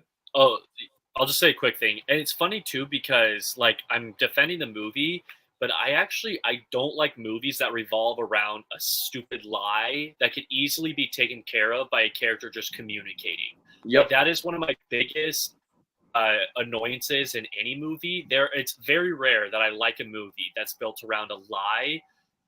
But yeah, for some reason, I guess Evan Hansen, it does bother me that in that way, and that's the whole plot. So I'm not really helping my case of defending it. All I'm saying is people bash it too much. But Jackson, go ahead. Oh, I was just gonna like the big reason I have a problem with like how it handles it is he wasn't the consequences he faced weren't realistic at all. Like somebody who would do that in real life, Yeah. you would have a lot of like well, like what am I even trying to say? Like self-help. Like you would need a lot to like really help yourself get out of that. Because I get like, yeah, it would have helped with just communication, but also if that happened to me, if that was like my brother or like my kid, I would be like, I wouldn't be so quick to just reopen my arms to this guy and be like, oh, you're like family. I'd be like, Yeah, you will be found. Yeah, like it was just so weird because Amy Adams in that movie, she gives a lackluster performance, which is weird for her, and she's just so quick to forgive him, and I'm like, why? I'm not against you forgiving him. Like obviously there's a process, but I want to see that process. I don't want to just like one moment you hate him and then the next moment you're like, you know what though, it's okay. Like, okay, but I didn't see why you came to that decision. That didn't make any sense.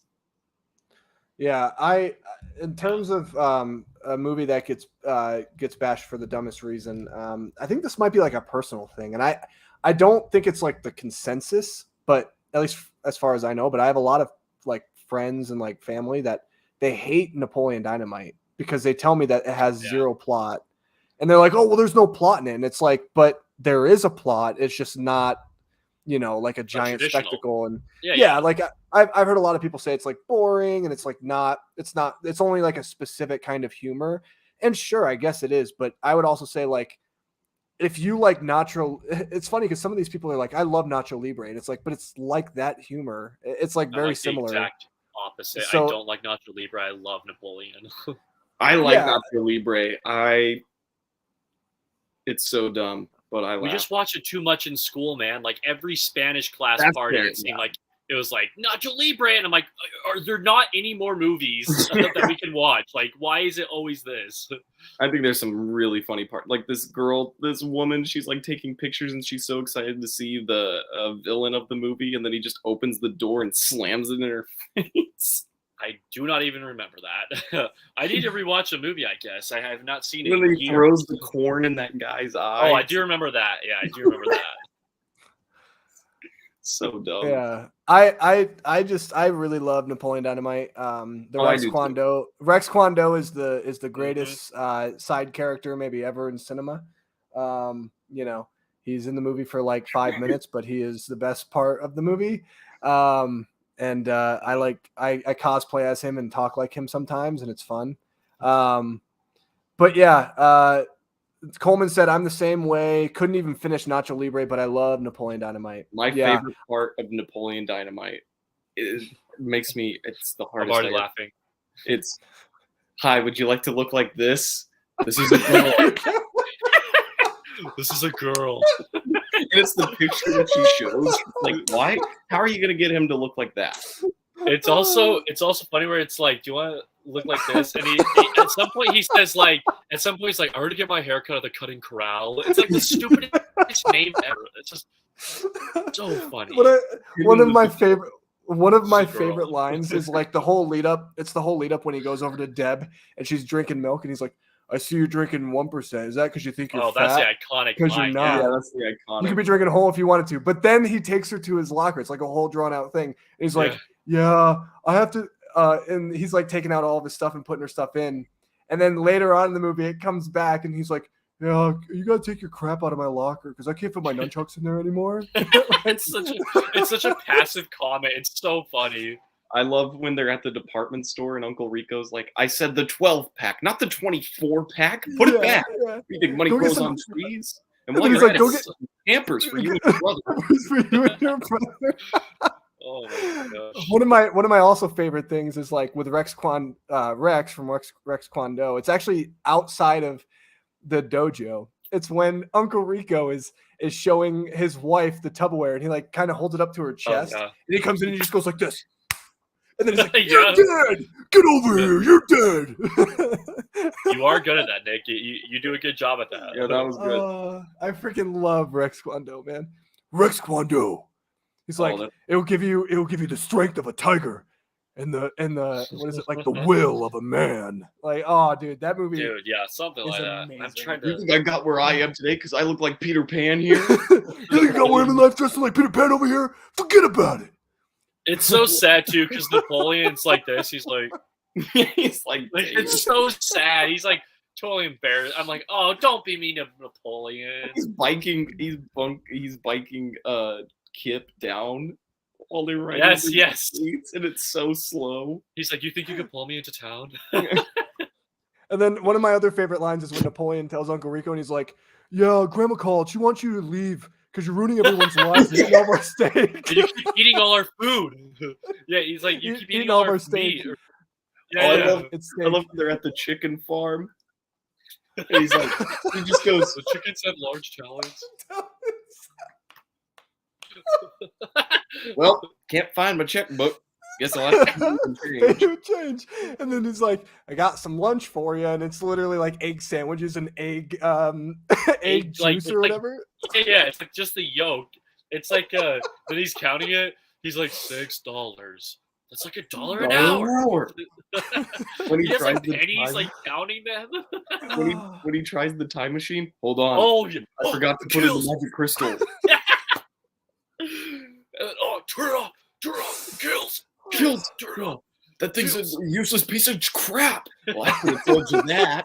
It's Uncle Rico standing in the kitchen with an ice pack on his crotch. Seriously, one of the best movies ever. Oh, that's Dude, that movie's awesome. I laugh every single time. It's one of those movies. It has that effect. It's just so good. It's so rewatchable too. Yeah, there's only a few movies where the same joke hits just as hard as the first time. Another one is Pulp Fiction when he shoots him in the face. Oh my gosh! And he's like, "Oh man, I just shot Marvin in the face," and it's just like he says it like, "Oh, well, oops, my bad." Dang it! No, Home Alone 1 and 2, another one of those movies. It's always funny for me. Say goodnight, Kevin. Good night, Kevin. Go upstairs. I am upstairs, dummy. I was gonna say one last thing about Napoleon Dynamite. I don't know if a lot of people know this, but it's one of the first movies to ever have a post-credit scene, and it is awesome. When he comes in on the stallions, he's like, I just tamed these stallions. I just tamed these stallions. And they filmed that after it premiered, too. They filmed, like, it had already been bought at Sundance and ready for distribution. So the original people who got to see it didn't get to. So the first people who got to see the post-credit scene was, like, a mass audience, which is really cool. Yeah, I didn't know that. That's a really cool fact. But yeah, Home Alone 1 and 2 is good. It's funny because, like, I think with me, like with comedies, it's like so hard to like have a rewatchable movie. One that was really rewatchable for me as a kid was Step Brothers. I watched that like every weekend. I memorized that movie line by line. That's another movie in terms of sequels that should have a sequel. Now I think about it, Step Brothers should have a sequel. The Other Guys should also have a sequel. Oh, I still The Other Guys that. Dude, that one's good too. I just watched it again with my family the other night. I was cracking up. Oh, dang it, I can't count it for my 2000s challenge. I'm doing movies 2000 to 2009. It came out in 2010. Oh, dang it. No, it's just a parody of like 80s action buddy cop movies, and it's so great. It's so over the top. It's like just so ridiculous. It's amazing. I think The Rock is in that too, right? Isn't Dwayne Johnson? Samuel Jackson, Michael Keaton. That's the clip that you showed me. Yeah, it's the clip that I showed. Oh yeah. So funny. Yeah, Will Ferrell's hilarious in that, but yeah. Hey, Nick, I have a question from Instagram that I'd like to ask. That's cool. Yeah. So this is one from my friend Dawson. Nick, I think you'll be able to answer this. I think you've seen a movie or two, but it's if you could go back to 1939 specifically, which movie would you want to go to the premiere of? So if you guys need to look it up, but 1939, we had The Wizard of Oz, Gone with the Wind, Mr. Smith Goes to Washington, Of Mice and Men, Stagecoach. Yes, Stagecoach. It was like, it's one, in my opinion, it's one of the greatest years ever for movies. Oh, Wuthering Heights, Four Feathers, Only Angels Have Wings. Only Angels That Have Wings is so boring. I thought you were going to say it's so good, and I was about to be like, yeah, dude. No, I gave it a 4 out of 5. I liked it. So boring. Oh, The Hunchback of Notre Dame came out that year too. The Charles Lawton one. I love that one. I have seen Of Mice and Men, by the way. I have seen that one because I had to I watch actually that haven't for seen that one, class. so I haven't you got seen me that there. one.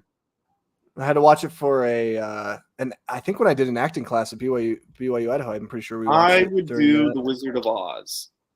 Me I too. think that's the safest answer here. I'm like, if you could, okay, watch which movie would you want to go to the premiere of? So like, my favorite movie of that year is Mr. Smith, but like premiere, like Wizard of Oz or Gone with the Wind, I think are kind of the. I Dude, know you don't 'cause- like Gone with the Wind, I Jackson, hate but I Gone think with the those are Wind. kind of the safe. Yeah, I think those are kind of the safe answers though, because those are like the big movies of that year. Well, I Yeah. think with Wizard of Oz, like the reason why is because it's like it transports you to a totally different world, which is like really cool, and it's like one of Yeah. the first movies to really do that. And it So- wasn't popular at the time. Like that's the thing. Like Mm-mm. people didn't get it. They were like, And Yeah, didn't I make wanna think hear- for me, to make a case for both, I agree with Wizard of Oz, where it's just like iconic for the time. Like you said, it wasn't popular, but how it was kind of like legendary for the time. But then Gone with the Wind, the argument that it was just like an epic. Like it was Yeah. such a big movie. To this day, it's the highest grossing movie of all time. I think if you adjust for inflation, or if you Yeah. don't adjust for inflation, No, if you something do like that. adjust- But it's still, you adjust- yeah, it still beats Avatar. Avatar. Like it's technically Avatar is number one. But there's something. Have you guys read that too? Where Gone with the Wind is still like easily the highest grossing. Like I think it's because close to it's because of 3 billion. inflation. It's because of Yeah, inflation. Yeah. For inflation, yeah. Yeah, And- I'm like mixing that up because we're live and people are watching me, but It I may- can't it think may- of it. But I know that Gone with the Wind is still. And it's a far jump from Avatar. Like when you adjust for Yeah. inflation, how much it's Yeah. like That's what I'm 5 saying. It's like 5 billion or something like that. oh, I didn't even know it was that big, but like Yeah, it's higher than Avatar, and so Well, just the fact that movie came out in '39, it I makes think- me I think want to the like problem- see it. You know, I think the problem, and like this is kind of what happens too. The thing is like it wasn't like how it is today, right? Like movies have very short theatrical windows now. Where like back then, like it was basically these are your options. We can Yeah, that's stay true. home. We can stay home and literally just play a board game, or we can go watch Gone with the Wind for the 20th time. That's really what it was. It's There wasn't. true, It's and not there like they weren't home played like releases 5 either. movies at a time. Yeah, they weren't playing They have like home releases, yeah. yeah, they weren't playing like Wizard of Oz and Gone with the Wind in like this separate theater. It's like the movie theaters were like just like one screen, and it's like your local theater. If they played Gone with the Wind, well, that's what you had to watch. And they would play movies from previous years if they didn't have a new release. Mhm. They didn't have the distribution of a new or the right or the time allotted for the distribution of like the Yes. new movie was gone. They'd be like, well, we have to keep making business, so why don't we just pull out the old prints of other movies that have come out? Yeah. Actually, And funny those would- enough, I'm realizing right now I've actually seen Gone with the Wind and Wizard of Oz in the theaters, so it's I kind of want to funny. see the Wizard of Oz in the theaters so Me bad, but I too. want to do it in like Using- a really nice like print because Yeah, I wanted to bet. say this. Tomorrow night, I am seeing 2001: A Space Odyssey in Oh! Dude, let's That'd be really go. cool. I'm jealous, That's man, because I awesome. want to see that in theaters. Yeah, me That's what I too. want to do. Yeah.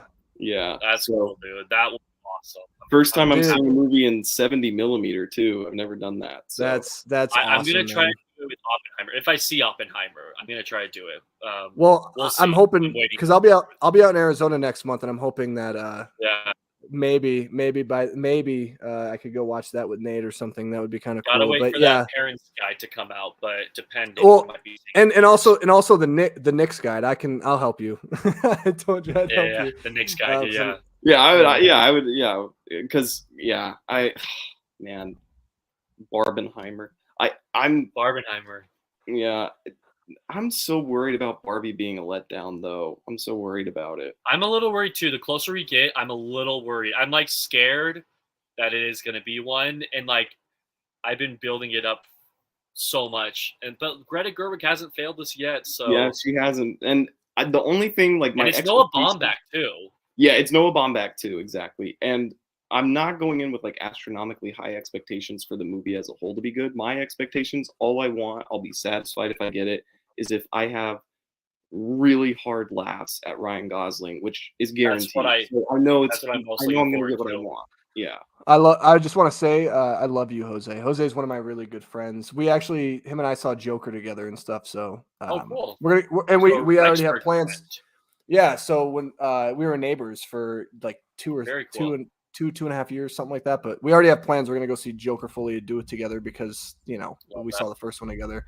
I was gonna say, for me, Oppenheimer, I'm already planning on seeing it like 3 or 4 times because I want to see it in all the different formats. So like I'm seeing it in laser IMAX because I don't have 70 millimeter IMAX near me. And then hopefully in Arizona or like anywhere I could go find it, I want to go watch it in 70 millimeter IMAX. And then I also want to watch it in standard 70 millimeter. And I think that there's like a theater around here. I think that does 70 millimeter, but I don't know if they're playing in 70 millimeter. So yeah, I don't know. I also Barbie, I'm a little worried about it because I feel like it's just like everyone's saying the same thing about it, and when everyone says the same thing about it, it just feels so manufactured. I'm And worried that it's just that's why I don't Lego like movie. reviews. Yeah, Lego movie, Truman Show all over again. And I hope that I'm not blinded by that. Like, I hope I'm not like, this is the best movie ever. And then I'm like, but wait, like as time, you know how you watch a movie and then as time passes, you're like, wait, this is just a copy of this movie I already have seen. Like Carson Bates was the one who pointed out to me that Get Out, in a way, is just a copycat of Skeleton Key. Obviously, they're still different in some Mhm. ways, but he makes a very good point, and I was like, oh wow, I didn't even think about that. So I hope it's not um, like that. Like I hope Barbie can be its own thing, and it's not just, oh, I've already seen this movie. It was called the Lego Movie. You know? Yeah, Yeah, my thing. Oh, go ahead, Nick. no, I was just gonna say I feel like for me when it comes to like the two of them, like I mean, it's Nolan, and Nolan is literally like my favorite director. So for me, Yeah, same. Oppenheimer, it was always going to Unfortunately, be Oppenheimer first. And but the thing is like I already feel like I might be letting myself down for Oppenheimer because I'm literally saying already I think this movie's going to be a masterpiece. I just think it has the yeah, makings of it, and it's really yeah. hard because like I think that with every Nolan movie, like Tenet, and I was pretty disappointed by it, I even was though a I little do like disappointed with Tenet. Tenet. Yeah, I was So disappointed with it's it, tough. but it's grown on yeah. me. It's grown on me. I Not want to watch it. I want to initially. watch it again. I've seen Yeah, it Yeah, twice. One of the times was with Nick, but yeah. I saw it twice in the theater, and then I saw it once at home. And the third time, I was like, okay, it's starting to grow on me. It's not like an exponential growth. It's just like yeah, I get it. Like it I was get better on a why rewatch. it is, and it's not because it's too confusing the first time. I think just the first time you're like, there's so much going on, You can't understand and what they're saying either. yeah, the Yep. sound mixing was kind of weird. And then the thing for it with me was just like it felt like the coldest in terms of what he was doing with plot. Like we were supposed to like care about these characters and I didn't feel that at all. Like there was no emotional connection I had. And that's the thing with Nolan movies is like he's not a character guy. He doesn't really create these really deep resonant characters. The closest he gets to it I think is Interstellar because that movie has some really good emotional punch to it. But I other than agree. that, I don't ever think about his Yeah, characters when I'm thinking about his movies. I'm I, thinking about I his scope and his filmmaking ability. Yeah, I'm gonna go out on a limb here, and I this is my prediction. It's been my prediction ever since the first teaser came out, and I am gonna be so happy if this is the case because I'm a huge fan of Cillian Murphy. I think Cillian Murphy's gonna win the Oscar. I I would just love him do. too. I just do. I don't know why I feel that way, and I maybe like I shouldn't feel that way, but like dude, number one, I've been a huge fan of his, and it would just make so much sense because everything that dude's ever been in, even like from 27 Days Later, like I love him in that movie, and I just think he's so underrated still and underappreciated. Like this is like one of his first like big tentpole movies that he's gotten to lead in, and I just think that like I don't know, I look at him and I just think to myself like this is probably going to be his like career defining performance. Yeah, Um, Oh yeah, and so I think I think Ryan I Gosling I could think it's win gonna for win. best supporting too. I agree. I agree. I And think I would love that I, too. I think Leo with Killers of the Flower Moon, Oh, I think he's got it in the bag. Everybody's going like he's a new actor in that movie. They're like, it's not a Leo you're used to. It's not a Leo you've seen before, and interesting. that's crazy to And say because most of yeah. the time you're watching a Leo movie and you're like, sure, maybe he has some tendencies that are the same, but he's not the same in any movie. Bernardo said also Robert Downey Jr. I've seen that too. I will say this. I think Ryan Gosling might have more staying power than Robert Downey Jr. because if we look at last year with Everything Everywhere All at Once, I love Jamie Lee Curtis. I will forever love her. She did not deserve to She win did the not Oscar. deserve that. That was He ridiculous. did not deserve the Oscar. But what happened was it had staying power because it had a huge fan base behind it. And what I think is going to happen, I think Ryan Gosling is going to have way more of a crowd than Robert Downey Jr. will. I do. And but yeah, I agree with you. I think Ryan Gosling could win, and I will say this also, Jackson. Like if Leonardo DiCaprio did win, I wouldn't be upset about it because I do love Leo, but I And it's feel some Scorsese, way about man. him. It's his new movie. It's my most anticipated of the year. Like, Yeah. Well, that's surprising. Wait, even more so than Dune Part 2? oh yeah, Interesting. Wow. Okay. yeah. That's interesting. Scorsese's Yeah. like Scorsese's event when he has a movie come out.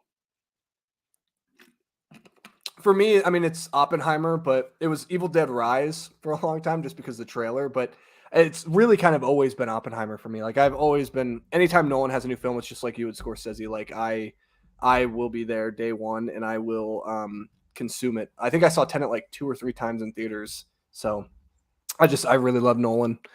I love what he does. But I'm excited for Killers of the Flower Moon. I really like the trailer. I thought the trailer was really good. So good. That movie looks amazing, and people are saying it's weird, it's different, it's not like other Scorsese movies, which I'm like, give me that, please. Mm-hmm.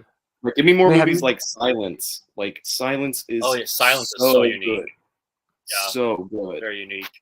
And I hate Nate, when people are like, it's too long. I'm like, no, it's perfect. It's such a good movie. Nate, have you seen the trailer for Killers of the Flower Moon? Yep. Yeah, I What think do it you looks think? good. Yeah. I think it looks Jesse good. It's a Plemons. well-made trailer. Yes. I will my say God. this: I'm pretty sure it's a lock. Lily Gladstone's going to win Best Supporting Actress. Yeah, everybody's I'm going nuts. pretty Yeah. sure that she's going to win. Like Is I don't she even think there's supporting like or any leading? doubt. No, I think she's Supporting. gonna. I think she's gonna be lead. I'm pretty think sure so? she's lead. I think she's lead actress because I it's just because feel like Leo's she might gonna have be supporting. Because Leo might be supporting actor. Well, it looks like the movie's about her. That's why. It Yeah. is about Yeah. her, and yeah. Jesse Plemons is the lead. He's the male. From what I've Oh, seen on like Gold Derby and like a bunch of other stuff, like people are already like putting her in the supporting category. Maybe it's because they feel like she has a better chance of winning. Yeah, that might be. But true. True. but apparently because people have seen it, and I think a lot of people said like Jesse Plemons is barely in the movie. Leo is Really like it's actually like more like Leo and Robert De Niro than anything else really. Which Robert De So Niro they could changed make a lot of it. Yeah, because a lot of people thought Jesse Plemons was going to be the lead, but no, he's like that one scene that they say that's in the trailer. That's like his scene, and that's kind of almost it. Like he's not really a big factor in the movie, I guess. Oh, but he's such a good actor, and Yeah, I agree. He needs to be more up, like in the forefront, because Judas and the Black Messiah, he could have been nominated for Best Supporting Actor. He was nominated for Power of the Dog. I don't think he could have won because Cody Smith-McPhee should have won Best Supporting Actor, but I know that was the year that Judas and the Black Messiah came out too. So yeah, I agree. That's a tough year. It's Yeah, such a good... let's see. Coleman said July 21st, my anniversary. So my wife and I are going to both Barbie and Oppenheimer. Dude, that's awesome, dude. You're doing the Barbenheimer. I'm seeing Oppenheimer on Thursday at like 5:00 my time in IMAX, and then Friday I'm gonna go see Barbie. I thought about doing the double, but I'm like, dude, I have a kid, and it's just very hard for me to do that because Oppenheimer is also 3 hours long. So I'd rather just go on Friday and be happy with that. Tomorrow I'm actually gonna go see Terrifier because that's coming to Regal Theater, which is pretty cool. And so yeah, that's how I'm doing it. But I hope you like it, Coleman. I know Brittany's excited about the Barbie movie, so hopefully it's good. And then we should end off maybe with like one more question. My friend Jose asked this, and maybe we can have another question after this if you guys want. But will Across the Spider-Verse win Best Animated Feature? Yes. Yes. Yeah, I think so. All right. Well, that was a pretty easy slam dunk. Yeah, that movie. One. It'll be the first animated sequel to win too. Fun fact. Yeah, you're right. I was gonna say Frozen 2, but yeah, Frozen 2 Unless didn't I win. guess okay, technically Toy Story 3 was the first, but Toy Story 1 and 2 didn't win. So because they didn't exist yet. So but like a sequel like Incredibles 2 should have probably won, but then Spider-Verse came out and it was incredible. But yeah, nobody expected No pun Spider-Verse intended. to be as good as it Yeah. was. Yeah. Exactly. Yeah, I actually think that there's a case for Across the Spider-Verse to be nominated for Best Picture, but it won't be nominated for Best Picture. I hope it is, man. I That'd do be too, cool. but dude, they hate animated movies for Best Picture, so it's like that's the unfortunate I know. thing. I think they should have nominated Soul, especially Exactly, They should have especially nominated well, it was Soul. 2020. Like that was the year Yeah. to do it. They didn't have a lot of movies. Like Mhm. just freaking nominate Soul. that Chickens. that was gonna be my point. I was literally just about to Yeah. say 2020 was the year that Soul should have been nominated because there was like not a lot of competition. Yeah, dude. But Makes they me mad. don't the Academy does not care about animated films, unfortunately. This is a fun question to end off on. Horror movie question. If you were living the life of a monster, what life would stink more, being a vampire or a werewolf? I think being a werewolf is far worse. Yeah, I would agree. Yeah, I agree. Werewolf I would is agree with worse. I like werewolves more, but I think being one would be worse because they're like all hairy and stuff. and you become a Yeah. completely new thing. Whereas a vampire, That's true. just That is true. Like werewolf, you kind of black out. Yeah, you don't know Yeah, what you're good point. doing. Whereas vampires, and vampires, it's way better because you can hypnotize people, you can fly, you can shapeshift into a bat, you get to sleep all day. Yeah. You're up all I was day. literally about to say, like, Michaela has this thing where she loves like opening the blinds and stuff, and I hate it. Like she's like, "You're such a vampire." I'm like, "Yeah, I know." So like, I already live kind of like a vampire. I'd be all right. But yeah, I think that should be the last question. This has been a lot of fun. Hopefully, we could do it again at some point in time. Yeah. I know that we all have busy lives, and so we're not going to make any promises. But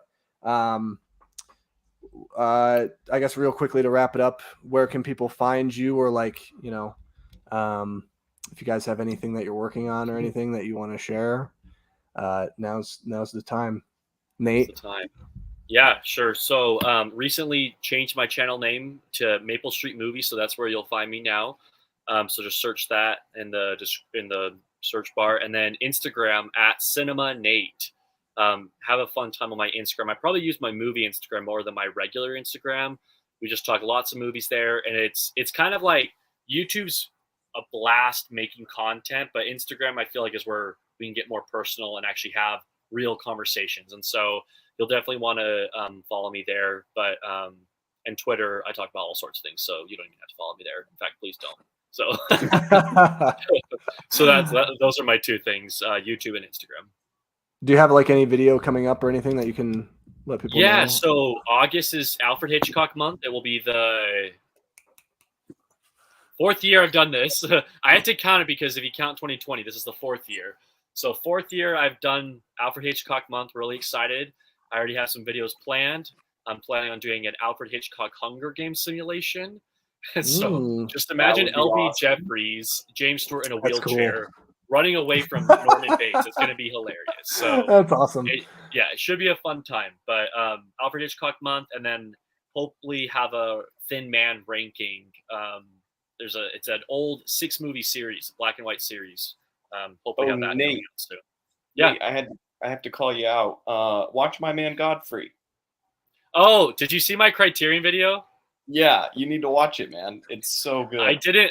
I know, man. You're one of the people who recommended it to me. And then I saw William Powell in Thin Man, and I was like, he's a great actor. And I was like, I gotta get it. And then I was a stinker and only got The Servant. But I have so many comments saying you should have gotten My Man Godfrey. He's so good in that movie too. He's hilarious. Yeah, I think I'll get it in the October flash sale or November. Like it's a definite for the next sale, but I can't get any more this sale. But Yeah. for sure, man, next sale it's happening.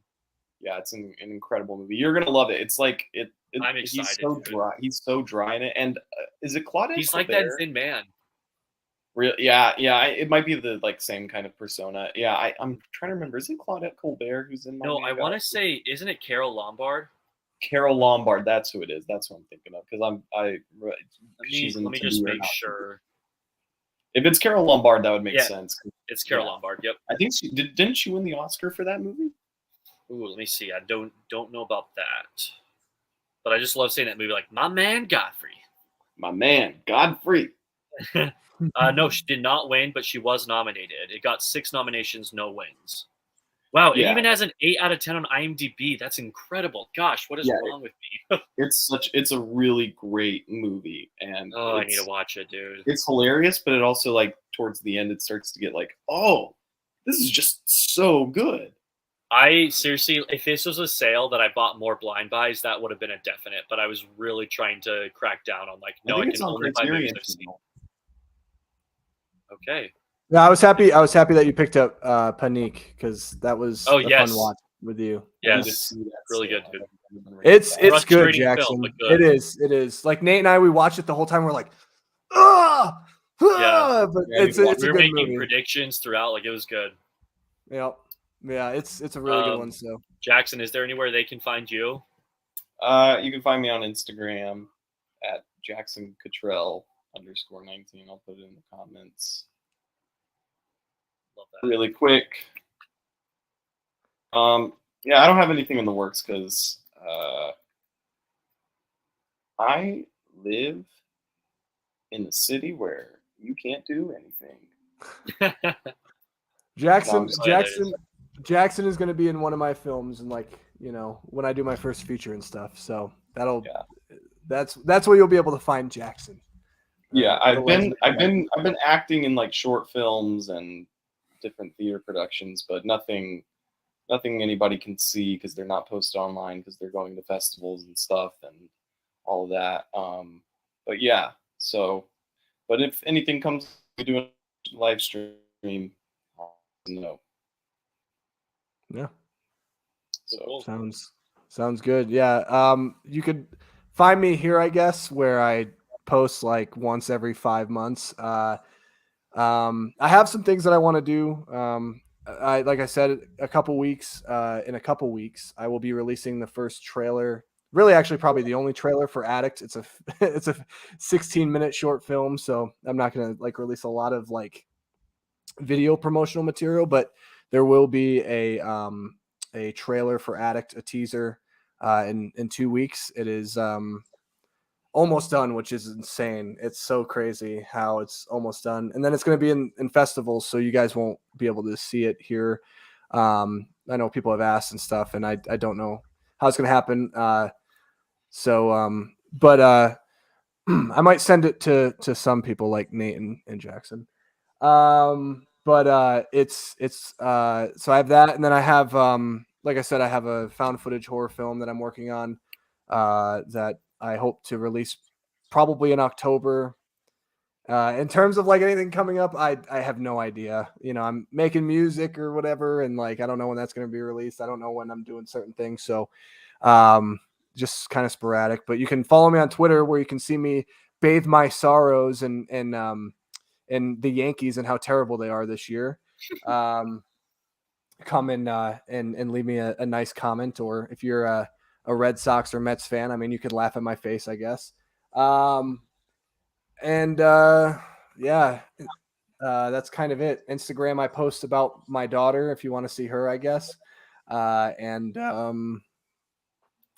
That's it. That's everything we got going on. So I just want to thank Nate and Jackson for being a part of this live stream. Hopefully we can do it again sometime in the near future whenever our schedules line up. But thank you guys so much. Jose, Bernardo, everybody that was in here. You guys are awesome.